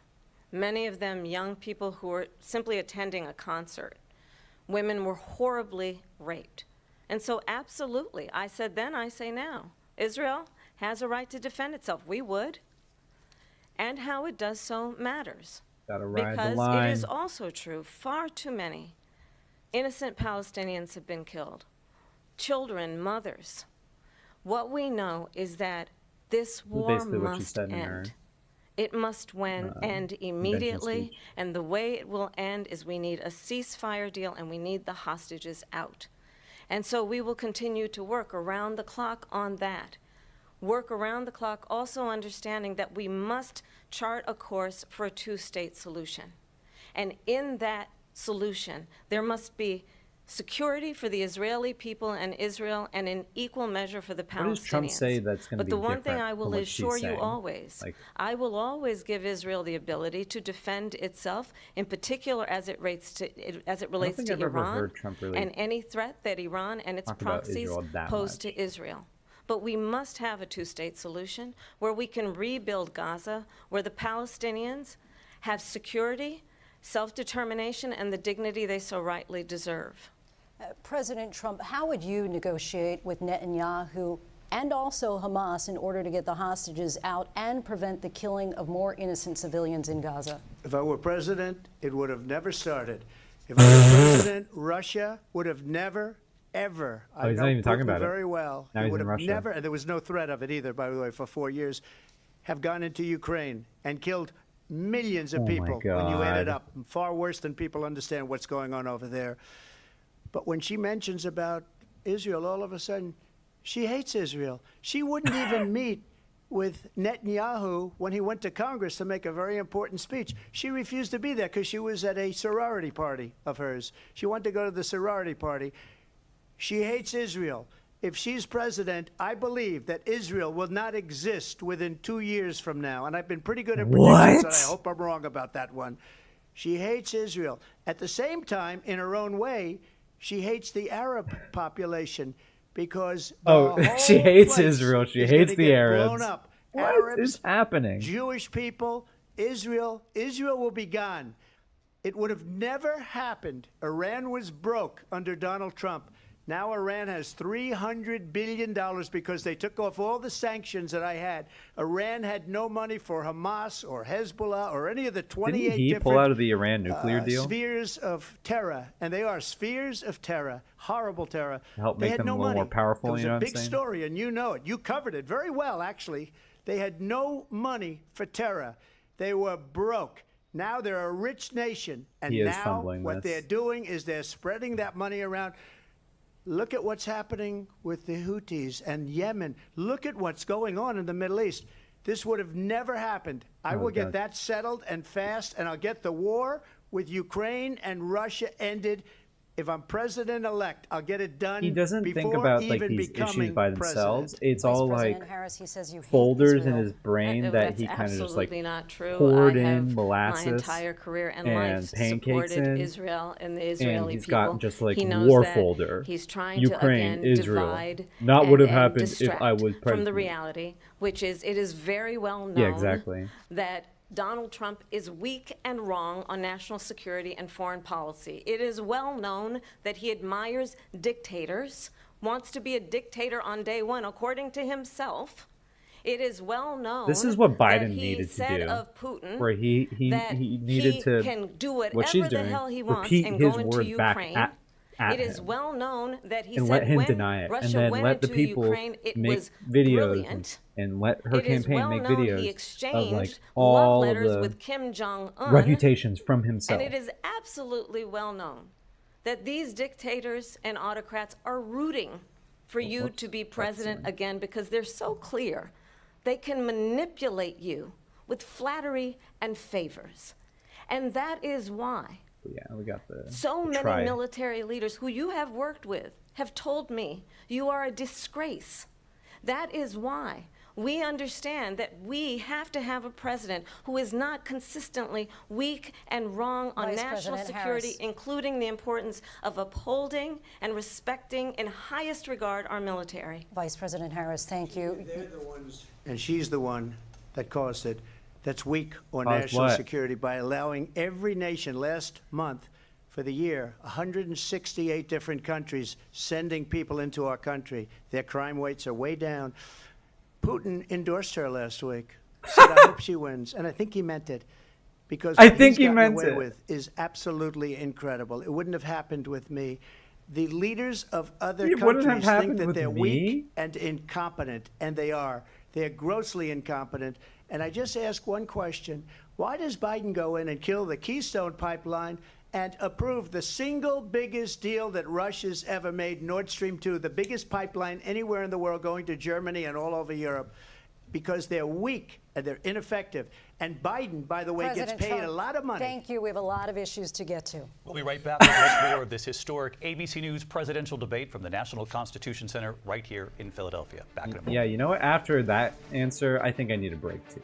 Holy crap. I think Kamala. The ABC News presidential debate will continue. Bye, Xavier. Thanks for hanging out. Appreciate you coming over. You know what I'm saying? Her faces are good. Very, very good. I think she's doing well. I think so first half, really, really good. Really solid. Putin has said he prefers having Biden in office because he's more coherent to talk to. Has he actually said that? I didn't know that. Well, here's the thing about the whole Putin thing.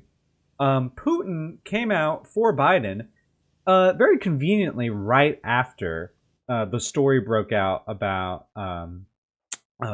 Russian money being poured into like right-wing media pundits. You know what I'm talking about? Like Tim Pool, Dave Rubin. If you know these people, then you know what I'm talking about. This was a story this past week. And right after that, Putin endorsed Harris. People need to understand, Putin's goal is not to support a candidate one way or the other. Putin's goal is chaos. Putin's goal is chaos in the American electorate, in American society, right?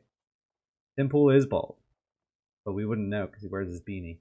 But yeah, so him bringing that up, like it's such like low-hanging fruit. It's really like the only bottom of the barrel kind of of his supporters would actually believe, you know.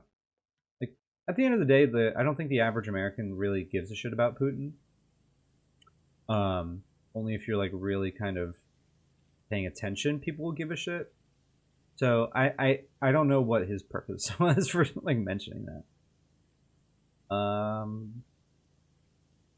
You know, I'm sure my bias is showing where like I think that Trump is kind of flailing, and he's not really answering anything, and you know, going on crazy tangents, and like that last thing all of a sudden brings up like the Keystone Pipeline,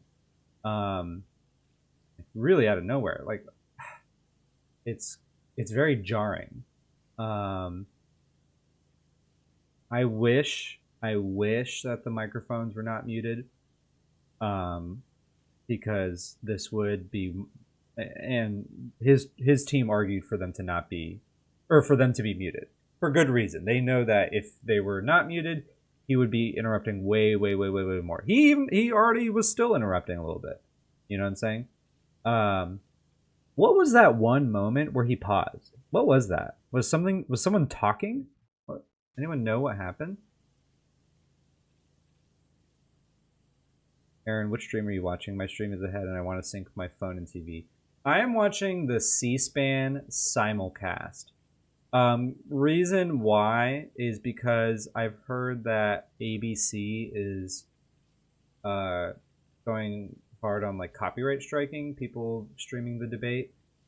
Now, obviously, I have 67 YouTube subscribers, so I don't think I have to worry about that. But I also want to play it safe.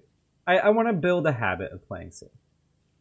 Even though he personally said he didn't want the mics muted. Yeah, he pulled the, well, I wouldn't mind having the mics muted, but I don't care either way. But, like, God. Just all so silly. All so silly. How are you guys liking the power washing? You know what? And let me take this time because I wrote some stuff down. Oh, shit, I wanted to kind of check. Like in the beginning, they talked about the economy. So she claimed that Trump tax cuts would raise taxes by $4,000 per year. Specifically, what she's talking about is the tariffs. If you don't know what a tariff is, it's basically a tax on imported goods from another country. And let's not just talk out of my ass, but let's double check. I'm pretty sure his tariffs are, he said he wanted it to be on like raw goods. Let's double check that though. Trump tariffs. I can't spell tariff. Plan.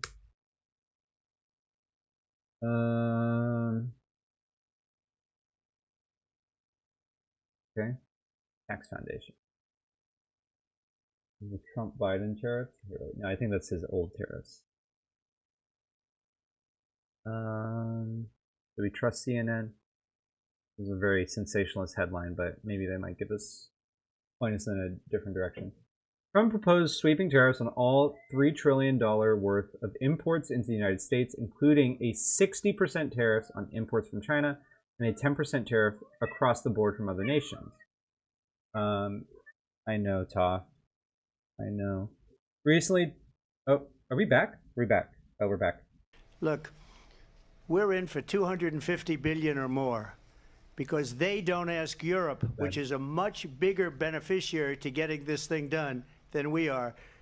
They're in for $150 billion less because Biden and you don't have the courage to ask Europe like I did with NATO.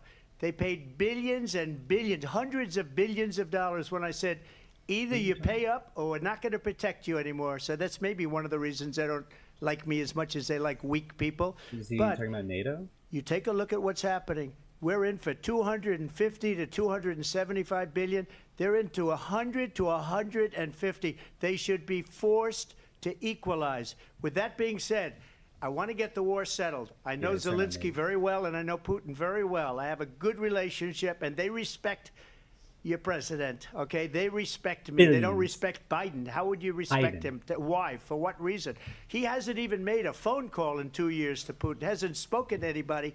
They don't even. What happened in the last 2 years? That is a war my that's God. dying to be settled. I will get it settled before I even become president. If I win, when I'm president-elect, and what I'll do is I'll speak to one, I'll speak to the other, I'll get them together. That war would have never happened. And in fact, when I saw Putin after I left, unfortunately left because our country has gone to hell.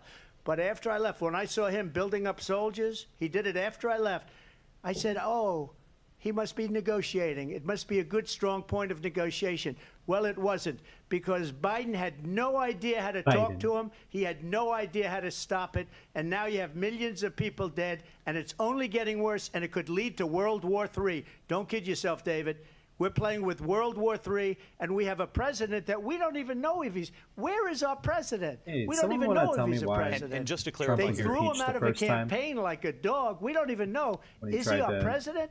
But we have a president that doesn't know he's alive. Your time is up. About Biden, just to clarify the question, do you believe it's in the U.S. best interest for Ukraine to win this war, yes or no? I think it's the U.S. best interest to get this war finished and just get it done. All right. Negotiate a deal, because we have to stop all of these human lives He doesn't care how it's from done. being destroyed. I want to take this to Vice President Harris. I want to get your thoughts on support for Ukraine in this moment, but also as Commander-in-Chief, if elected, how would you deal with Vladimir Putin, and would it be any different from what we're seeing from President Biden?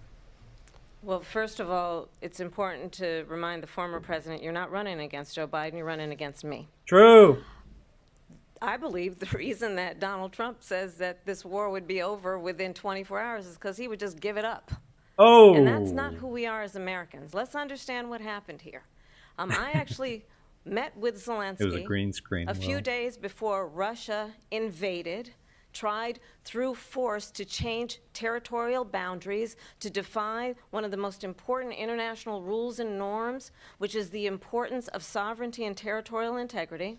And I met with President Zelensky. I shared with him American intelligence about how he could defend himself. Days later, I went to NATO's eastern flank, to Poland and Romania. And through the work that I and others did, we brought 50 countries together to support Ukraine in its righteous defense.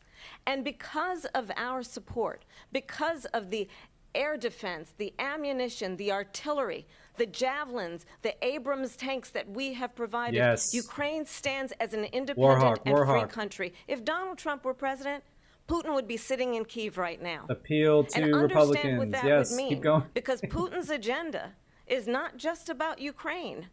Understand why the European allies and our NATO allies are so thankful that you are no longer president, and that we understand the importance of the greatest military alliance the world has ever known, which is NATO, and what we have done to preserve the ability of Zelensky and the Ukrainians to fight for their independence.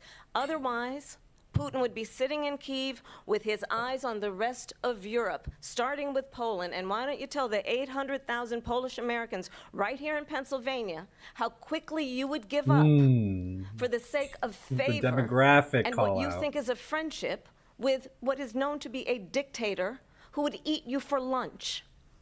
Vice President Harris, thank you. Eat We've you heard for from both of lunch. you on Ukraine tonight. Afghanistan came I up in bet the he last tastes hour. bad. I wanted her to respond to something you said earlier, and please, I'll give you a minute here. Putin would be sitting in Moscow, and he wouldn't have lost 300,000 men and women, but he would have been sitting in Moscow.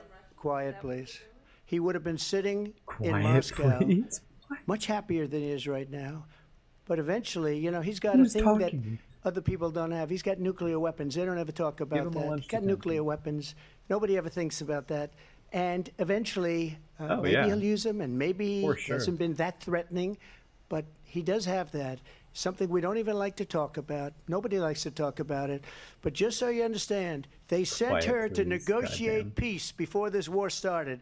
3 days later, he went in and he started the war because everything they said was weak and stupid. They said the wrong things. That war should have never started. She was the emissary. They sent her in to negotiate with Zelensky and Putin. They sent Kamala? And she did.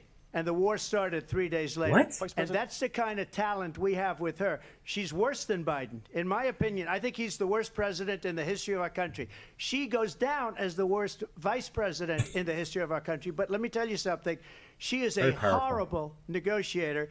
They sent her in to negotiate. As soon as they left, Putin did the invasion. President Trump, thank you. You did bring up something. You said she went to negotiate with Vladimir Putin. Vice President Harris, have you ever met Vladimir Putin? Can you clarify tonight? Yet again, I said it at the beginning of this debate, you're going to hear a bunch of lies coming from this fellow. And that is another one. Oh. When I went to meet with President Zelensky, I've now met with him over 5 times.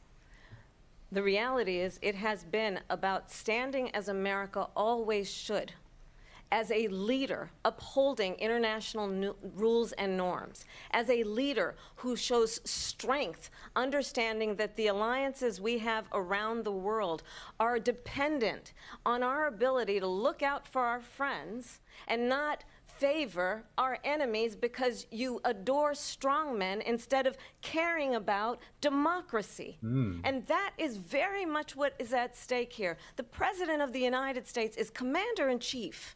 And the American people have a right to rely on a president who understands the significance of America's role and responsibility in terms of ensuring that there is stability and ensuring we stand up for our principles and not sell them for the benefit of personal flattery. We've talked about Ukraine and Vladimir Putin. I do want to talk about Afghanistan. It came up in the first hour of this debate. I want to move on to Afghanistan. Stoltenberg said Trump did the most amazing thing I've ever seen. He got these countries, the 28 countries at the time, to pay up. He said, I've never seen. He's the head of NATO. He said, I've never seen. For years, we were paying almost all of NATO. We were being ripped off by European nations, both on trade and on NATO. I got them to pay up by saying one of the statements you made before, if you don't pay, we're not going to protect you. President Otherwise, Trump. we would have never gotten it. He said it was one of the most incredible jobs that he's ever seen done. Thank you. I want to turn to Afghanistan. It came up in the first hour of the debate, and Thank we witnessed you. a poignant moment today on Capitol Hill, honoring the soldiers who died in the chaotic withdrawal from Afghanistan. I do want to ask the Vice President, do you believe you bear any responsibility in the way that withdrawal played out? Well, I will tell you, I agreed with President Biden's decision to pull out of Afghanistan. 4 presidents said they would, and Joe Biden did. And as a result, America's taxpayers are not paying the $300 million a day we were paying for that endless war. And as of today, there is not one member of the United States military who is in active duty in a combat zone in any war zone around the world, the first time this century. Good point. But let's understand how we got to where Now, we are. let's double Donald check Trump, that, when he was president, negotiated one of the weakest deals you can imagine. He calls himself a deal maker. Even his national security advisor said it was a weak, terrible deal. And here's how it went down. He bypassed the Afghan government. He negotiated directly with a terrorist organization called the Taliban. The negotiation involved the Taliban getting 5,000 Taliban terrorists released. And get this, no, So get she's this. talking about the Doha agreement. This is that thing The president at the time invited the Facebook comment, Taliban if to anyone saw Camp that. David, a place of storied significance for us as Americans, a place where we honor the importance of American diplomacy, where we invite and receive respected world leaders. And this former president, invited them to Camp David because he does not again appreciate the role and responsibility of the President of the United States to be commander-in-chief with a level of respect. And this gets back to the point of how he has consistently disparaged and demeaned members of our military, fallen soldiers, and the work that we must do to uphold the strength and the respect of the United States of America around the world. Vice President Harris, thank you. President Trump, your All right, guys, response comment to what you saying think that she was going to began the call him. negotiations Yeah, with thank the you. Taliban. So, if you take a look at that period of time, Dumb ass. the Taliban was killing our soldiers, a lot of them, with snipers. And I got involved with the Taliban because the Taliban was doing the killing. That's the fighting force within Afghanistan. They don't bother doing that because, you know, they deal with the wrong people all the time. But I got involved. The Taliban and was the... Abdul is the head of the Taliban. He is still the head of the Taliban. And I did. told Abdul, don't do it anymore. You do it anymore, you're going to have problems. And he said, why do you send me a picture of my house? I said, you're going to have to figure that out, Abdul. And for 18 months, Imagine we this had in like a nobody Discord killed. argument. We did have an agreement negotiated by Mike Pompeo. It was a very good doxed agreement. Abdul. The reason it was good, it was we were getting out. We would have been out faster than them, but we wouldn't have lost the soldiers. We wouldn't have left many Americans behind, and we wouldn't have left $85 billion worth of brand new, beautiful military equipment behind. And just to finish, they blew it. The agreement said you have to do this, and they didn't do it. They didn't do it. The agreement was terminated by us because they didn't do what they were supposed to do. I want to move on. And these people did the worst withdrawal, and in my opinion, the most embarrassing moment in the history of our country. And by the way, Not gonna that's say that why word, Russia demure. attacked Oh, fuck, I said Ukraine, it. because they saw But, how incompetent she This is and a her good boss are. comparison. President Trump, thank you. Good. I want to move on now to race and politics in this side by country. side. Mr. President, you recently said of Vice President Harris, quote, I didn't know she was black until a number of years ago when she happened to turn black, and now she wants to be known as black. I want to ask a bigger picture question. This is why here we tonight. muted the mics, boys. Why do you believe it's appropriate to weigh in on the racial identity of your We opponent? don't want an I don't, and I N-word don't hot care. mic moment. I don't care what she is. I don't care. You make a big deal out of something. I couldn't care less. Whatever she wants to be is okay with me. But those were your words, so I'm I don't asking. know. I don't know. I mean, all I can say is I read where she was not black, that she put out, and I'll say that. And then I read that she was black, and that's okay. Either one was okay with me. That's up to her. That's up to her. Vice President Harris, your thoughts on this? I think it's, I mean, honestly, I think it's a tragedy that we have someone who wants to be president who has consistently, over the course of his career, attempted to use race to divide the American people. You know, I do believe that the vast majority of us know that we have so much more in common She's than not what making it separates about us, and we don't herself. want This is good. this kind of approach that is just constantly trying to divide us, and especially by race. Good. And let's remember how Donald Trump started. He was land, he owned buildings, and he was investigated because he refused to rent property to black families. Let's remember, this is the same individual Nice. who took out a full-page ad in the New York Times calling for the execution of 5 young Black and Latino boys who were innocent, the Central Park 5. Yes. Took out a full-page no, ad but calling for their keep bringing it execution. up. This is the same individual who spread birther lies about the first Black president of the United She's States. not making it about herself. She's And I pointing think the to a American larger people pattern. want better than that, want better than this, want someone who understands, as I do, I travel our his country. faces are so bad too. We see in each other a friend. We see in each other a neighbor. We don't want a leader who is constantly trying to have Americans point their fingers at each other. I meet with people all the time who tell me, can we please just have discourse about how we're going to invest in the aspirations and the ambitions and the dreams of the American people? Knowing that regardless of people's color or the language their grandmother speaks, we all have the same dreams and aspirations and want a president who invests in those, not in hate and division. Vice President Harris, thank you. Lindsay? President Trump, this is now your 3rd time. This is the most divisive presidency in the history of our country. Yeah. There's never been anything like it. They're destroying our country. Yeah. And they come up with things like what she just said. Going back many, many years, when a lot of people, including Mayor Bloomberg, agreed with me on the Central Park 5, they admitted, they said, they pled guilty. And I said, well, if they pled guilty, they badly hurt a person, killed a person ultimately. And if they pled guilty, then they pled, we're not guilty. But this is a person talking about children. that has to stretch back Coerced. years, 40, 50 years ago, because there's nothing now. I built one of the greatest economies in the history of the world, and I'm going to build it again. It's going to be bigger, better, and stronger. But they're destroying our economy. They have no idea what a good economy is. Their Honestly, oil this is probably what policies, Trump every needs to do single is deflect policy. And from this remember topic. this. She is I don't blame Biden. him, You know, she's trying to get away from Biden. I don't know the gentleman, hard. she says. She is Biden. She had The a worst really inflation we've ever had. kind of, a horrible economy because dressing down inflation has made it so with race bad. comments. And she can't get away with that. Thank you. Your time is up, I Lindsay. want to respond to that, though. I want to just respond briefly.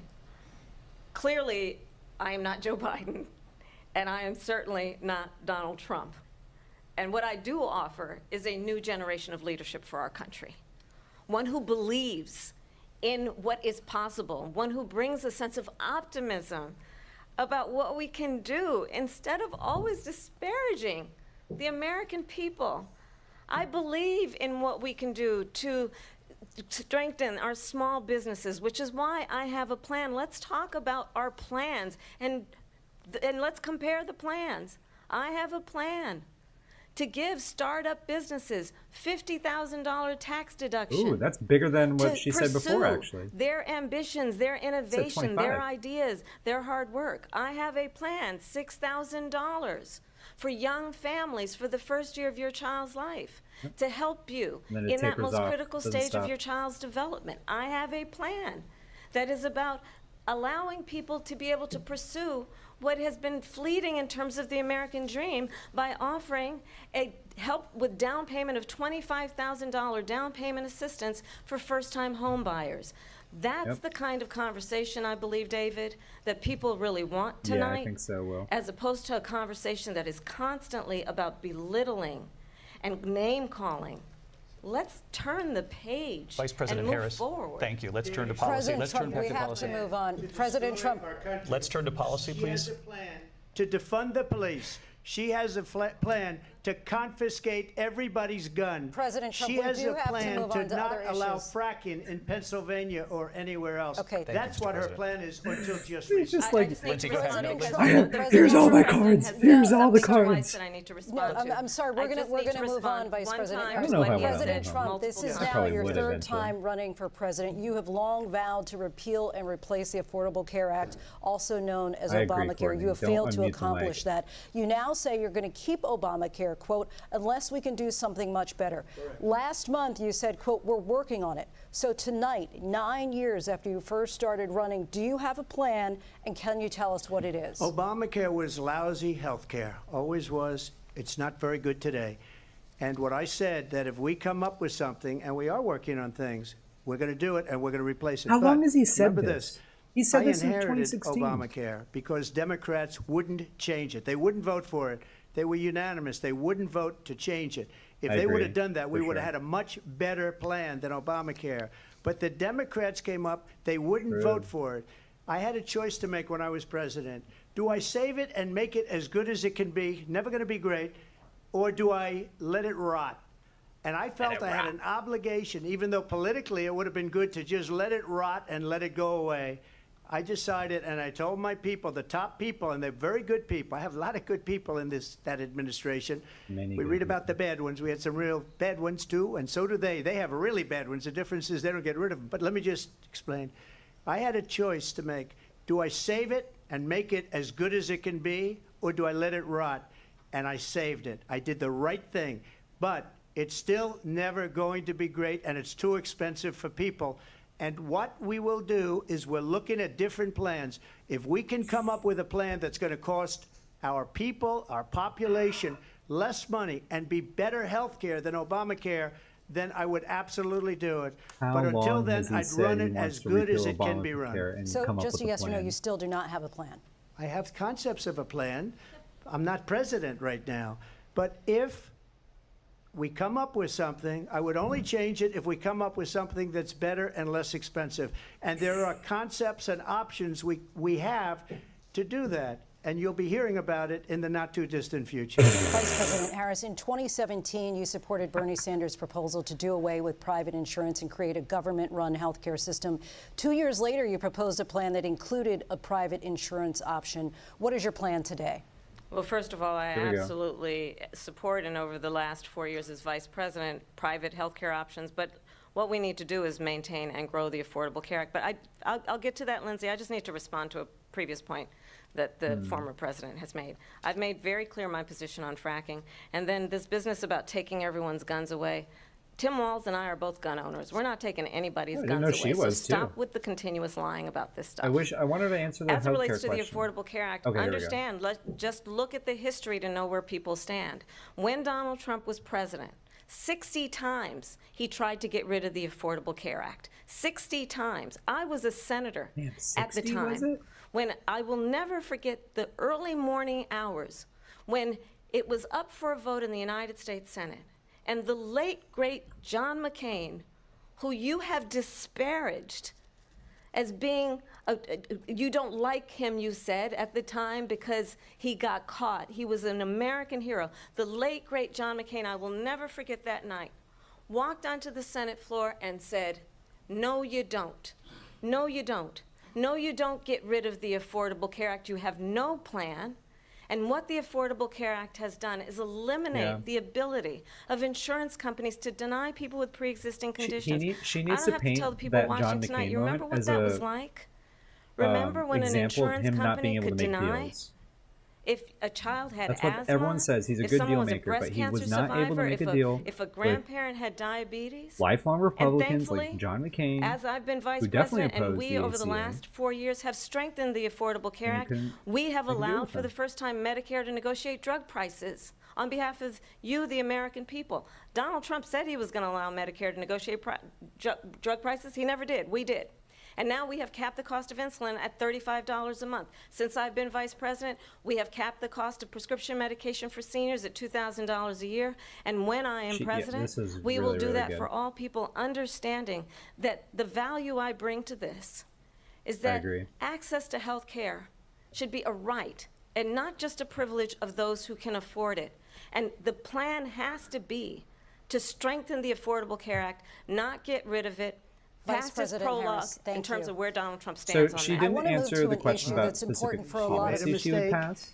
At number one, John McCain But fought she talked about Obamacare policy for that 10 did years. pass. So But it wasn't only him. Not It bad. were all of the Democrats that kept it going. And you know what? We can do much better than Obamacare, much He couldn't less make money. deals with but his she own won't Republican improve Party. private insurance for people, private medical insurance. That's another thing she doesn't want to give. President People Trump- are paying privately for insurance that have worked hard and made money, and they want to have private. She wants everybody to be on government insurance where you wait 6 months for an operation that you need immediately. President Trump, thank you. We have another issue that we'd like to get to that's important for a number of Americans, in particular younger voters, and that's climate change. President Trump, with regard to the environment, you say that we have to have clean air and clean water. Vice President Harris, you call climate change an existential threat. The question to you both tonight is, what would you do to fight climate change? And Vice President Harris, we'll start with you. 1 minute for you each. Well, the former president had said that climate change is a hoax. And what we know is that it is very real. You ask anyone who lives in a state who has experienced these extreme weather occurrences, who now is either being denied home insurance or it's being jacked up. You ask anybody who has been the victim of what that means in terms of losing their home, having nowhere to go. We know that we can actually deal with this issue. The young people of America care deeply about this issue.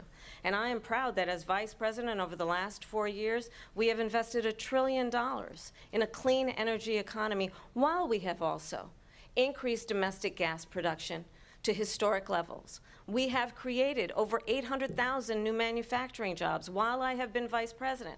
We have invested in clean energy to the point that we are opening up factories around the world. Donald Trump said he was going to create manufacturing jobs. He lost manufacturing jobs. True. And I'm also proud to have the endorsement of the United Auto Workers and Sean Fain, who also know that part of building a clean energy economy includes investing in American-made products, American automobiles. It includes growing what we can do around American manufacturing and opening up auto plants, not closing them like happened under Donald Trump. Vice President Harris, thank you. That didn't happen under Donald Trump. Let me just tell you, they lost 10,000 manufacturing jobs this last month. It's going, they're all leaving. They're building big auto plants in Mexico, in many cases owned by China. They're building these massive plants, and they think they're going to sell their cars into the United States because of these people. What they have given to China is unbelievable. But we're not going to let that. We'll put tariffs on those cars so they can't come into our country, because they will kill the United Auto Workers and any auto worker, whether it's in Detroit or South Carolina or any other place. What they've done to business and manufacturing in this country is horrible. We have nothing because they refuse. You know, Biden doesn't go after people because supposedly China paid him millions of dollars. He's afraid to do it. Between him and his son, they get all this money from Ukraine. They get all this money from all of these different countries. And then you wonder, why is he so loyal to this one, that one, Ukraine, China? Why is he? Why did he get $3.5 million from the mayor of Moscow's wife? Why did he get? Why did she pay him $3.5 million? This is a crooked administration, and they're selling our country down the tubes. President Trump, thank you. Really? Thank you. We'll be right back with closing statements from both of our candidates. An historic night, this ABC News presidential debate from Philadelphia. Back in a moment. All right, I think this final half has been much stronger for Kamala. Not that she was weak in the beginning. I think she got more comfortable. The ABC News presidential debate will continue. There were a lot of moments. I paused. Oops. After this. Uh-oh, I'm not up to date, guys. Alt-tab? Okay, thank you. The House. In 79, we've been your primary source for Capitol Hill. Thank you, providing C-SPAN. balanced, unfiltered coverage of government. I'll pay attention this time. But, yeah, I think she's done better. She's doing better. And she hit a lot of emotional arguments that were relevant. The whole race thing, talking about the lies that he's mentioned. What else? Yeah, I mean, I think that this doesn't look good for Trump for sure. I don't know if this will change anything though. That's what I'm thinking now. Now that the debate is pretty much over, this is now like a very much standard run-of-the-mill presidential debate. Well, I don't want to say that because it's fucking Trump. Like, and now I'm the one grading Trump on a curve. It isn't normal what he's talking about. It isn't normal how he's speaking as a presidential candidate. So I think that this should be cause for alarm for however so many lies and how unhinged he's sounding and all this stuff. But we're in a country that doesn't really care. Doesn't care about that. It's all about owning the other side. And they claim the past like month they claim to be all about policy, and Kamala has no policy and all this stuff. She's giving every policy that she has been talking about. Like, it wasn't true in the first place, and now she's in the most, biggest audience in her political career ever, right? And she's out there talking about her policies, and I don't understand how people can just keep going and saying that she's not policy driven. It's just it's you're either ignorant or lying. Like, there's no middle ground there. So yeah, it's frustrating. Like, I've come to that. I've always kind of known this, but like just the fact that we are hearing Trump go on and ramble, go from one talking point to another that are not connected, lying, really getting distracted too, apparently, by people off stage, and we're not going to get that same pushback that Biden got when he was on the debate stage, as far as like, he's senile, he's mentally not there, and he needs to drop out. Like, why are we not hearing the same thing about Trump? Like, it's absolutely insane. I'm so shocked that I know people that will still vote for him despite how poor this showing. Yeah, of course. That's the thing. The debate with Biden was very consequential, but debates don't usually have consequence. Like, the other debate that people kind of point to as like a big consequential moment was the JFK Nixon debate. Now more than ever. And that was because JFK was like the young guy and Nixon was kind of the older, sweaty. He had like, I think JFK was the first presidential candidate to wear makeup on a television appearance. So that made him look much better. Like, it was the same case as with Biden, where you had these two candidates that were almost a night and day difference. So frustrating, because it's so obvious how much better Trump, or how much Freudian slip. So obvious how much better Kamala is in this debate. So obvious, but we'll see how the Fox News propaganda meat grinder will interpret all this. Yeah, Nixon was also recovering from a flu. Yeah, exactly. That contributed to him sounding and looking like shit. Yeah, exactly. He was sick, just like Biden was. Now, obviously, I don't like Nixon, but nope, we're back. We begin with you. So I think you've heard tonight two very different visions for our country. One that is focused on the future, and the other that is focused on the past, and an attempt to take us backward. Trump gets the final word, unfortunately. But we're not going back. And I do believe that the American people know we all have so much more in common than what separates us. And we can chart a new way forward.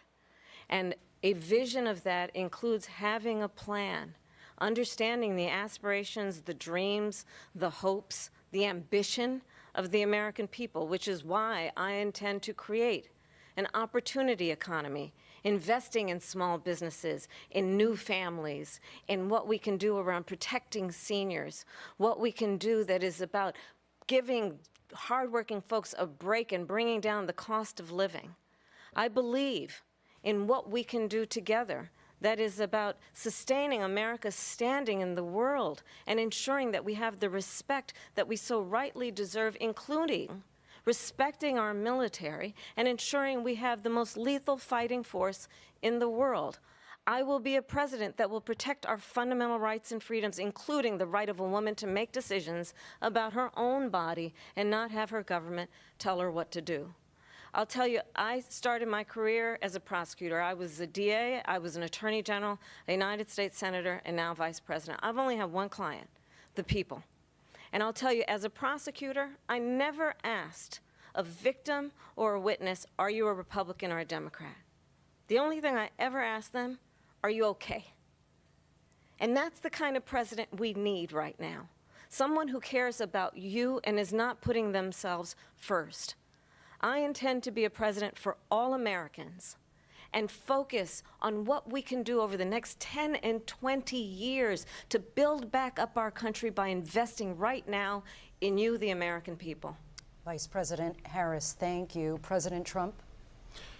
So she just started by saying she's going to do this, she's going to do that, she's going to do all these wonderful things. Why hasn't she done it?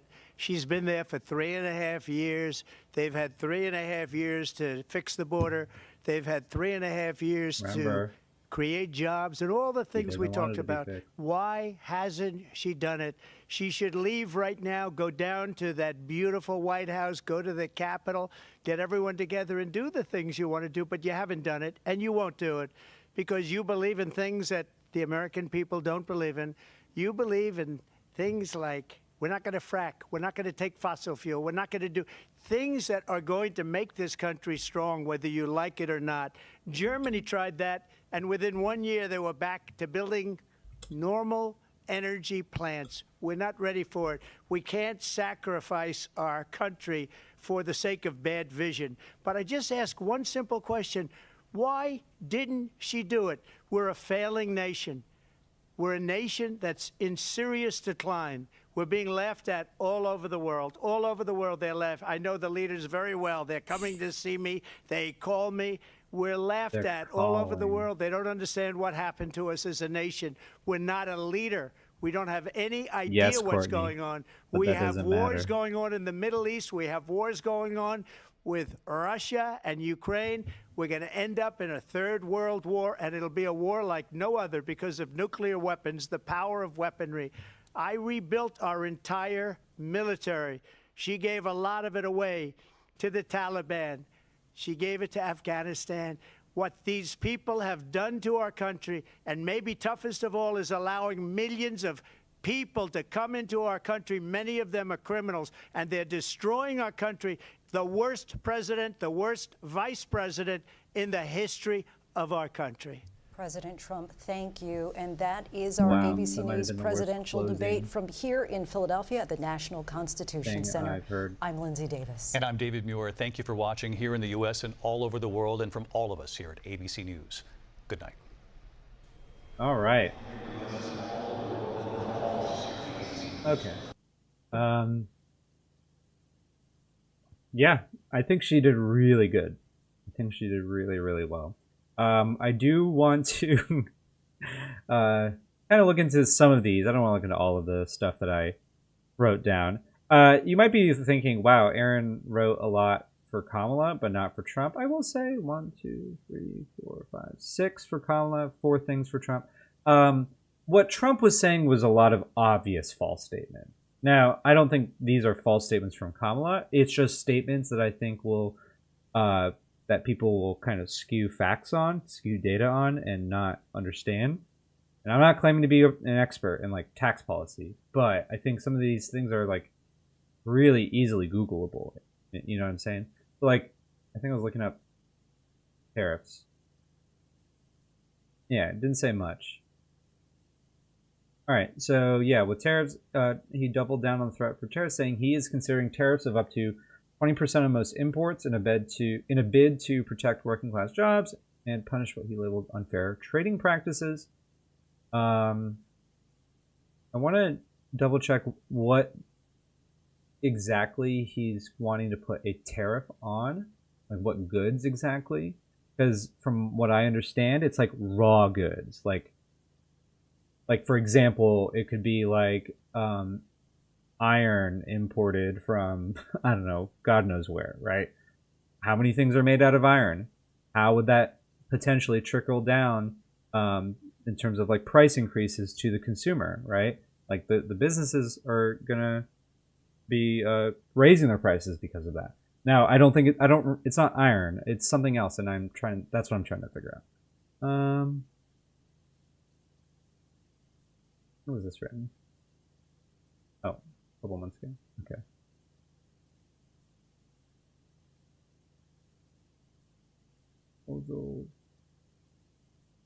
Trump has floated 10% across the board tariff on imports, 60% tariff on imports from China, and 100% tariff on foreign cars. Oh God. It's like, why penalize other countries instead of just moving manufacturing to your country, right? Like, both things would actually, like, moving domestic manufacturing to America, right, in general, would increase prices, but on the other hand, you get more jobs, right? There's a trade-off. People make livelihoods in America.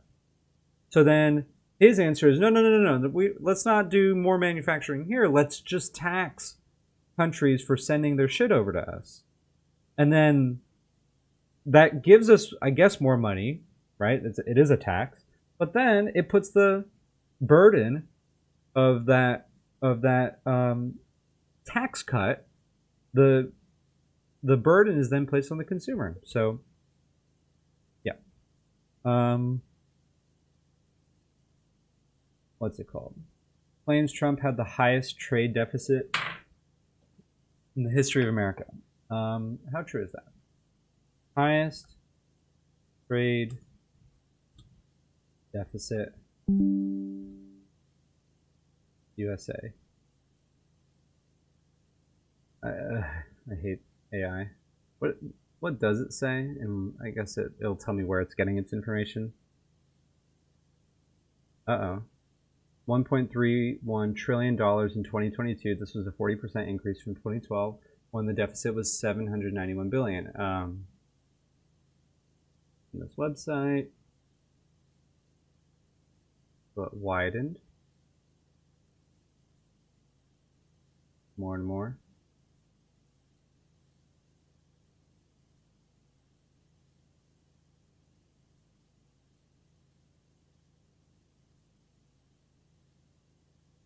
What else do we got?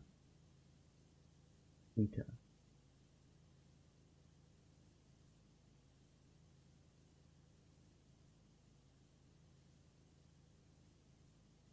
I don't think give me the information specifically that I'm looking for.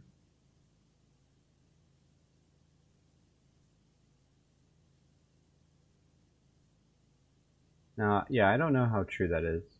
I don't. And I don't claim to be an expert on knowing a lot about trade deficits. So, it's neither here nor there. I've heard this is true. Claims we have the largest domestic oil production under Biden. Domestic oil production by year.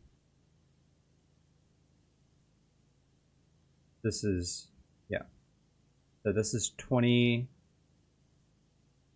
Can I zoom in to this? I wish I was kind of able to pinpoint exactly where this peak is, but yeah, it looks like December 2019. So under Trump, then that was 12,980, so almost 13,000 barrels of oil per day, and we're over that in 2024 May. So, yeah, that's true.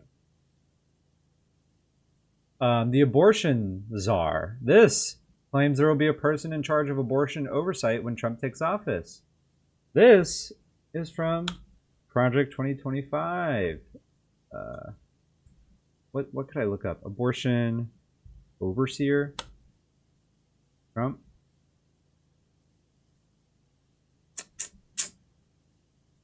I don't think I'm looking up. I don't think I'm using good keywords here. Here, wait. Let me just abortion project 2025. Misogynist manifesto. ACLU. Is this just talking about generally with Project 2025? Okay.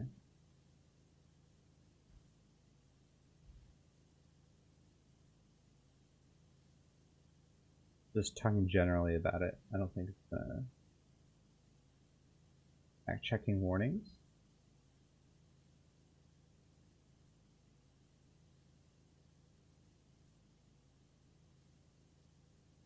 Plan doesn't call it to ban abortion nationwide, though its recommendations would curtail some contraceptives. What's known about Trump's abortion agenda neither lines up with Harris's description nor Project 2025's wish list. Oh, they're making a distinction between what Trump has said and what Project 2025 has said.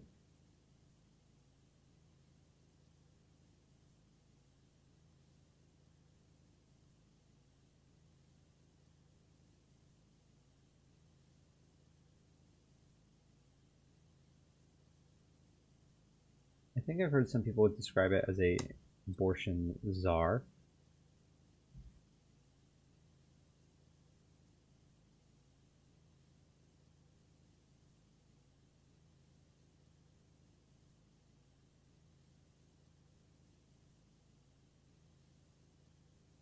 Biggest U.S. abortion rights group. I could just look up Project 2025.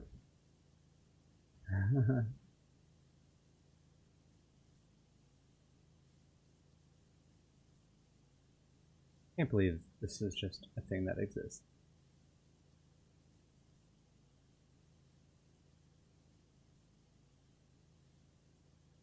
Presidential Transition Project.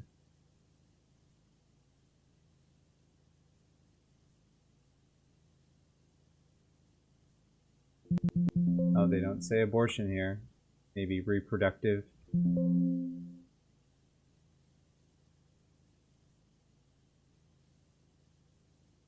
General welfare. And maybe here, Health and Human Services.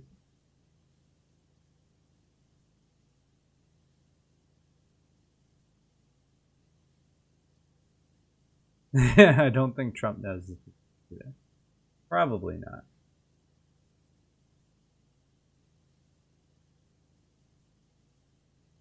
Is this gonna load? Hi, Toph.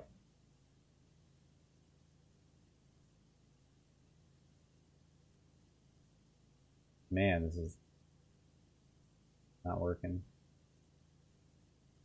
I wish I had a better way to search that up. Abortion oversight.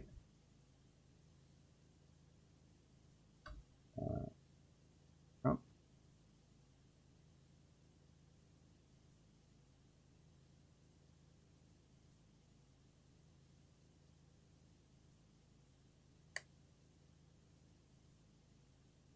In 2016, Trump. Talking about Roe. Is there anything about? How long is it? 12 pages.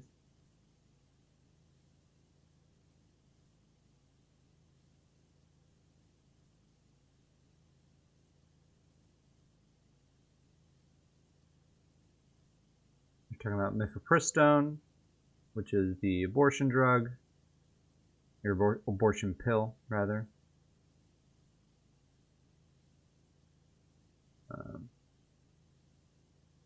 The Comstock Act, birth control, other regulatory threats. Trump administration would rescind the Department of Health and Human Services June 2022 rule implementing HIPAA, which provides important protections against the disclosure of private health information related to reproductive health care to hostile officials or individuals trying to penalize people for seeking, providing, or assisting with reproductive health care. Trump's anti-abortion allies object to the protections that this rule affords. Okay. Yeah, so talking about getting rid of HIPAA for abortion. They have a citation for that, 83. The HIPAA privacy. Where is this from? Privacy rule to support. I clicked on that link. Okay.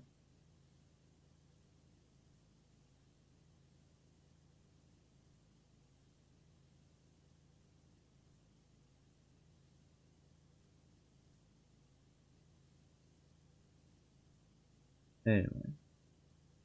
Well, it's somewhere in Project 2025. What is this? Protecting life, conscience, and bodily integrity. This is Project 2025, by the way. This is the section on the Department of Health and Human Services. Empowering patient choices and provider autonomy. Preparing for the next health emergency. Oh. Instituting greater transparency, accountability, and oversight. The next administration should guard against the regulatory capture or public health local companies. We must erect robust firewalls to mitigate these obvious financial conflicts of interest. All national institutes of health.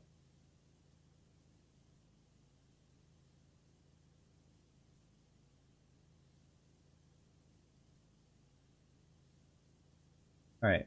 Finally, the HHS should adopt metrics across the agency that can objectively determine the extent to which the agency's policies and programs achieve desired health and welfare outcomes, not agency outputs. What is not measured is not achieved.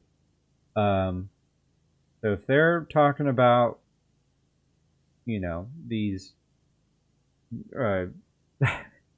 banning contraception and IVF and wanting to limit access to the abortion pill, right? Mr. Perfect.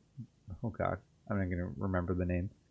And then this paragraph is talking about adopting metrics across the agency that can objectively determine the extent to which the agency's policies and programs achieve desired health and welfare outcomes.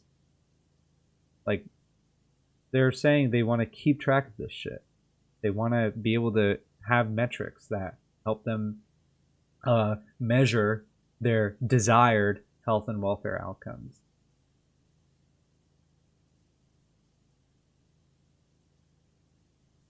I wonder if there's anything more specific. Okay, now they're talking about abortion pills here. Where else do they talk about abortion? Anyway, the secretary must ensure that all HHS programs and activities are rooted in a deep respect for human life.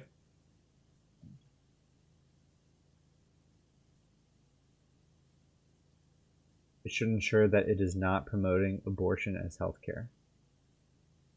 Yeah. This is actually Project 2025, if you didn't know. Bye, Courtney. Yep, The CDC's abortion surveillance and maternity mortality reporting systems are woefully inadequate. CDC abortion data are reported by states on a voluntary basis. In California, Maryland, and New Hampshire do not submit abortion data at all.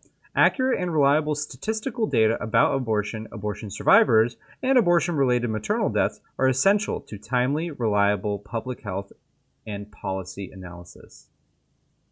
This is like written by like someone. This is like so edgy. I feel like this is written by an edgy 14-year-old.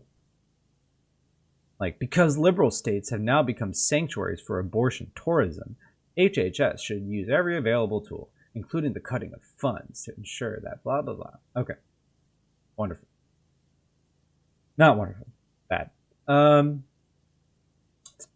No active military member in the world. I mean, it sounds right off the top of my head, right? We pulled out of Afghanistan. U.S. troops in the world. Here, I have to be specific. Active U.S. military.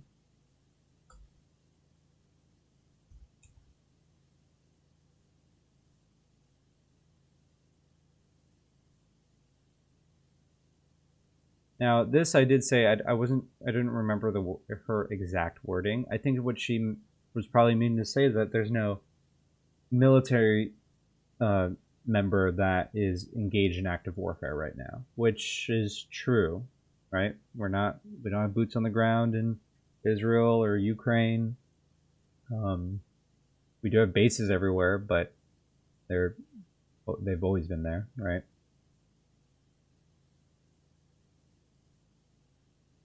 Now, this is funny. Claimed Trump tried to get rid of the ACA 60 times. How many times did Trump Actually, let's Trump ACA removal.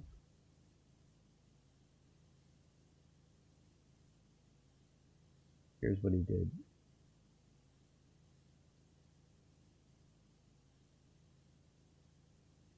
Trump's many moves. It cut the open enrollment period in half to 6 weeks. Slashed the advertising budget by 90%. Wow.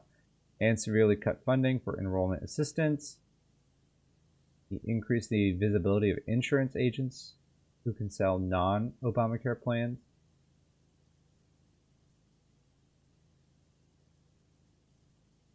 Trump ACA 60. Maybe like somebody already fact-checked that. X. Do I want to click on this link? X is hit or miss, man. More miss than hit here. Just make sure. Oh, it's just someone saying that. Just someone saying Harris said that he tried to get rid of the ACA 60 times. I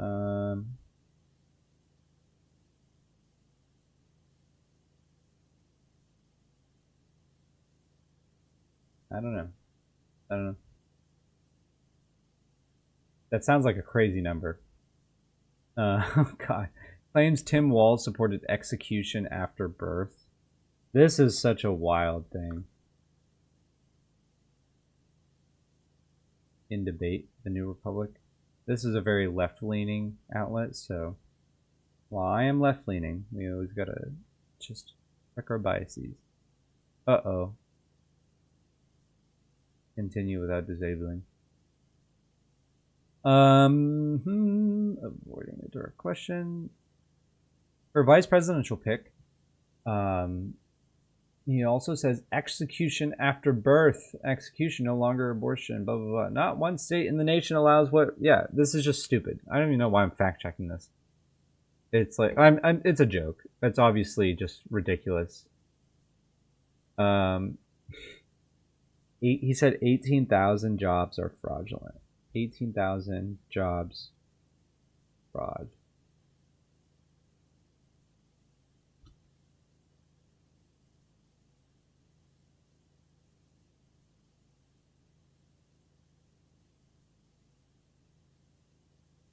U.S. jobs. U.S. job totals will likely be revised down by 818,000 as Trump cries fraud. Well, my keywords are certainly doing a lot of work for that article. Yeah, thanks for hanging out. Yeah, I'll be done soon. I'm just kind of talking. I'm yapping. Yeah, I don't know what he means by that. They're fraudulent. Like, we're just lying about it, I guess. That'd be a pretty big scandal. Lost 10,000 manufacturing jobs in the last month. Manufacturing jobs. U.S. Here we go. Big dip here. What happened around March of 2020? He said last month. There's a small little, tiny little dip right there. But guess what? There was a dip here and then we went back. So, what was the claim again? 10,000 manufacturing jobs in the last month. So he's saying we went from almost 13,000 manufacturing jobs to 3,000, which would be all the way down here. All right. Claims Kamala can circumvent the legislative branch. So I wrote that because he was saying that he was at the end. Why doesn't she get this done? Why doesn't she get this done? She's currently the vice president. Why doesn't she get this done? Well, as a former civics teacher, I just have the video for you. Woo, you sure gotta climb a lot of steps to get to this Capitol building here in Washington. Well, I wonder who that... The capital city, it's a long, long wait while I'm sitting in committee. bill, and I got as far as Sorry, Capitol. I'm just like skipping around for copyright. Oh my god, the Congress exists. Congress exists. The legislative branch exists. Here's what needs to happen from now on. Here's what I wish would have happened. Okay? Hey, Donald Trump, what are the 3 branches of government and what are their purposes? Do you think he could answer that? Like, he could probably say legislative, executive, judicial. All right, wonderful. What are the purposes? What's the purpose of each branch? Legislative makes the laws. Executive enforces the law. And judicial interprets the law. What are you talking about? So 10,000 would be 0.7%, which I'm sure is in the realm of natural change. Yeah. Oh, the scale is 1,000 times the number shown. Oh, okay. I was mislooking at that chart. Will, I'm glad you're here. Wait, did I? It was back here. All employees, 1,000. Okay, I see.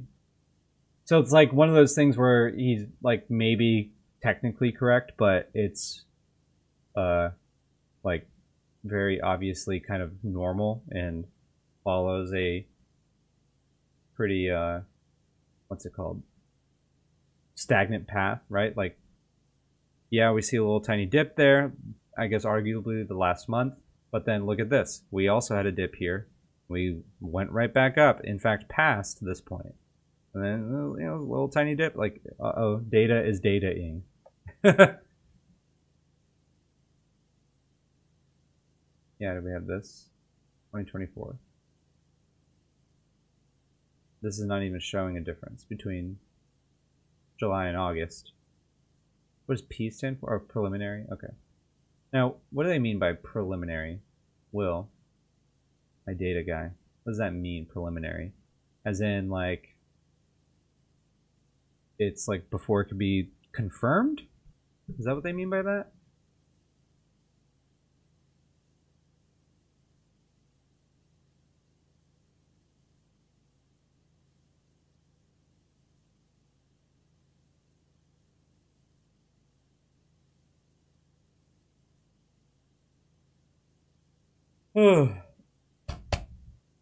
Well, I think it was a good night. I was definitely for some reason was nervous. Probably only have a percentage of the total numbers they're going to get, so it's a projection. Okay, that makes sense. So then, yeah, well, I guess in a month, actually 2 months, right? Because this is not preliminary. We'll get a final say, but how does he know, right? If he's making these strong claims, and yet even the Bureau of Labor Statistics is only issuing a projection right now. Like, why is he claiming that we lost all this? But it should still be enough to generalize. Yeah. Okay. Well, I thank you all for coming. Thank you all for being here. Talk, thanks you as well. And we're going to wrap it up. All right. I hope everyone has a good night. And closing all these windows. I don't need this page. Thank you for the stream entertainment. You definitely made it easier to watch. I appreciate that. Yeah. Yeah, you know, if I watch people who stream politics, and it's always important to kind of keep in mind that it's all entertainment. It is. Even if I'm doing my best to fact check, I'm still just a guy. You know what I'm saying? So, I appreciate you guys being here and having fun, and hopefully this will make a difference, I guess. Not me, but just in general, that debate. Alright, well, good night.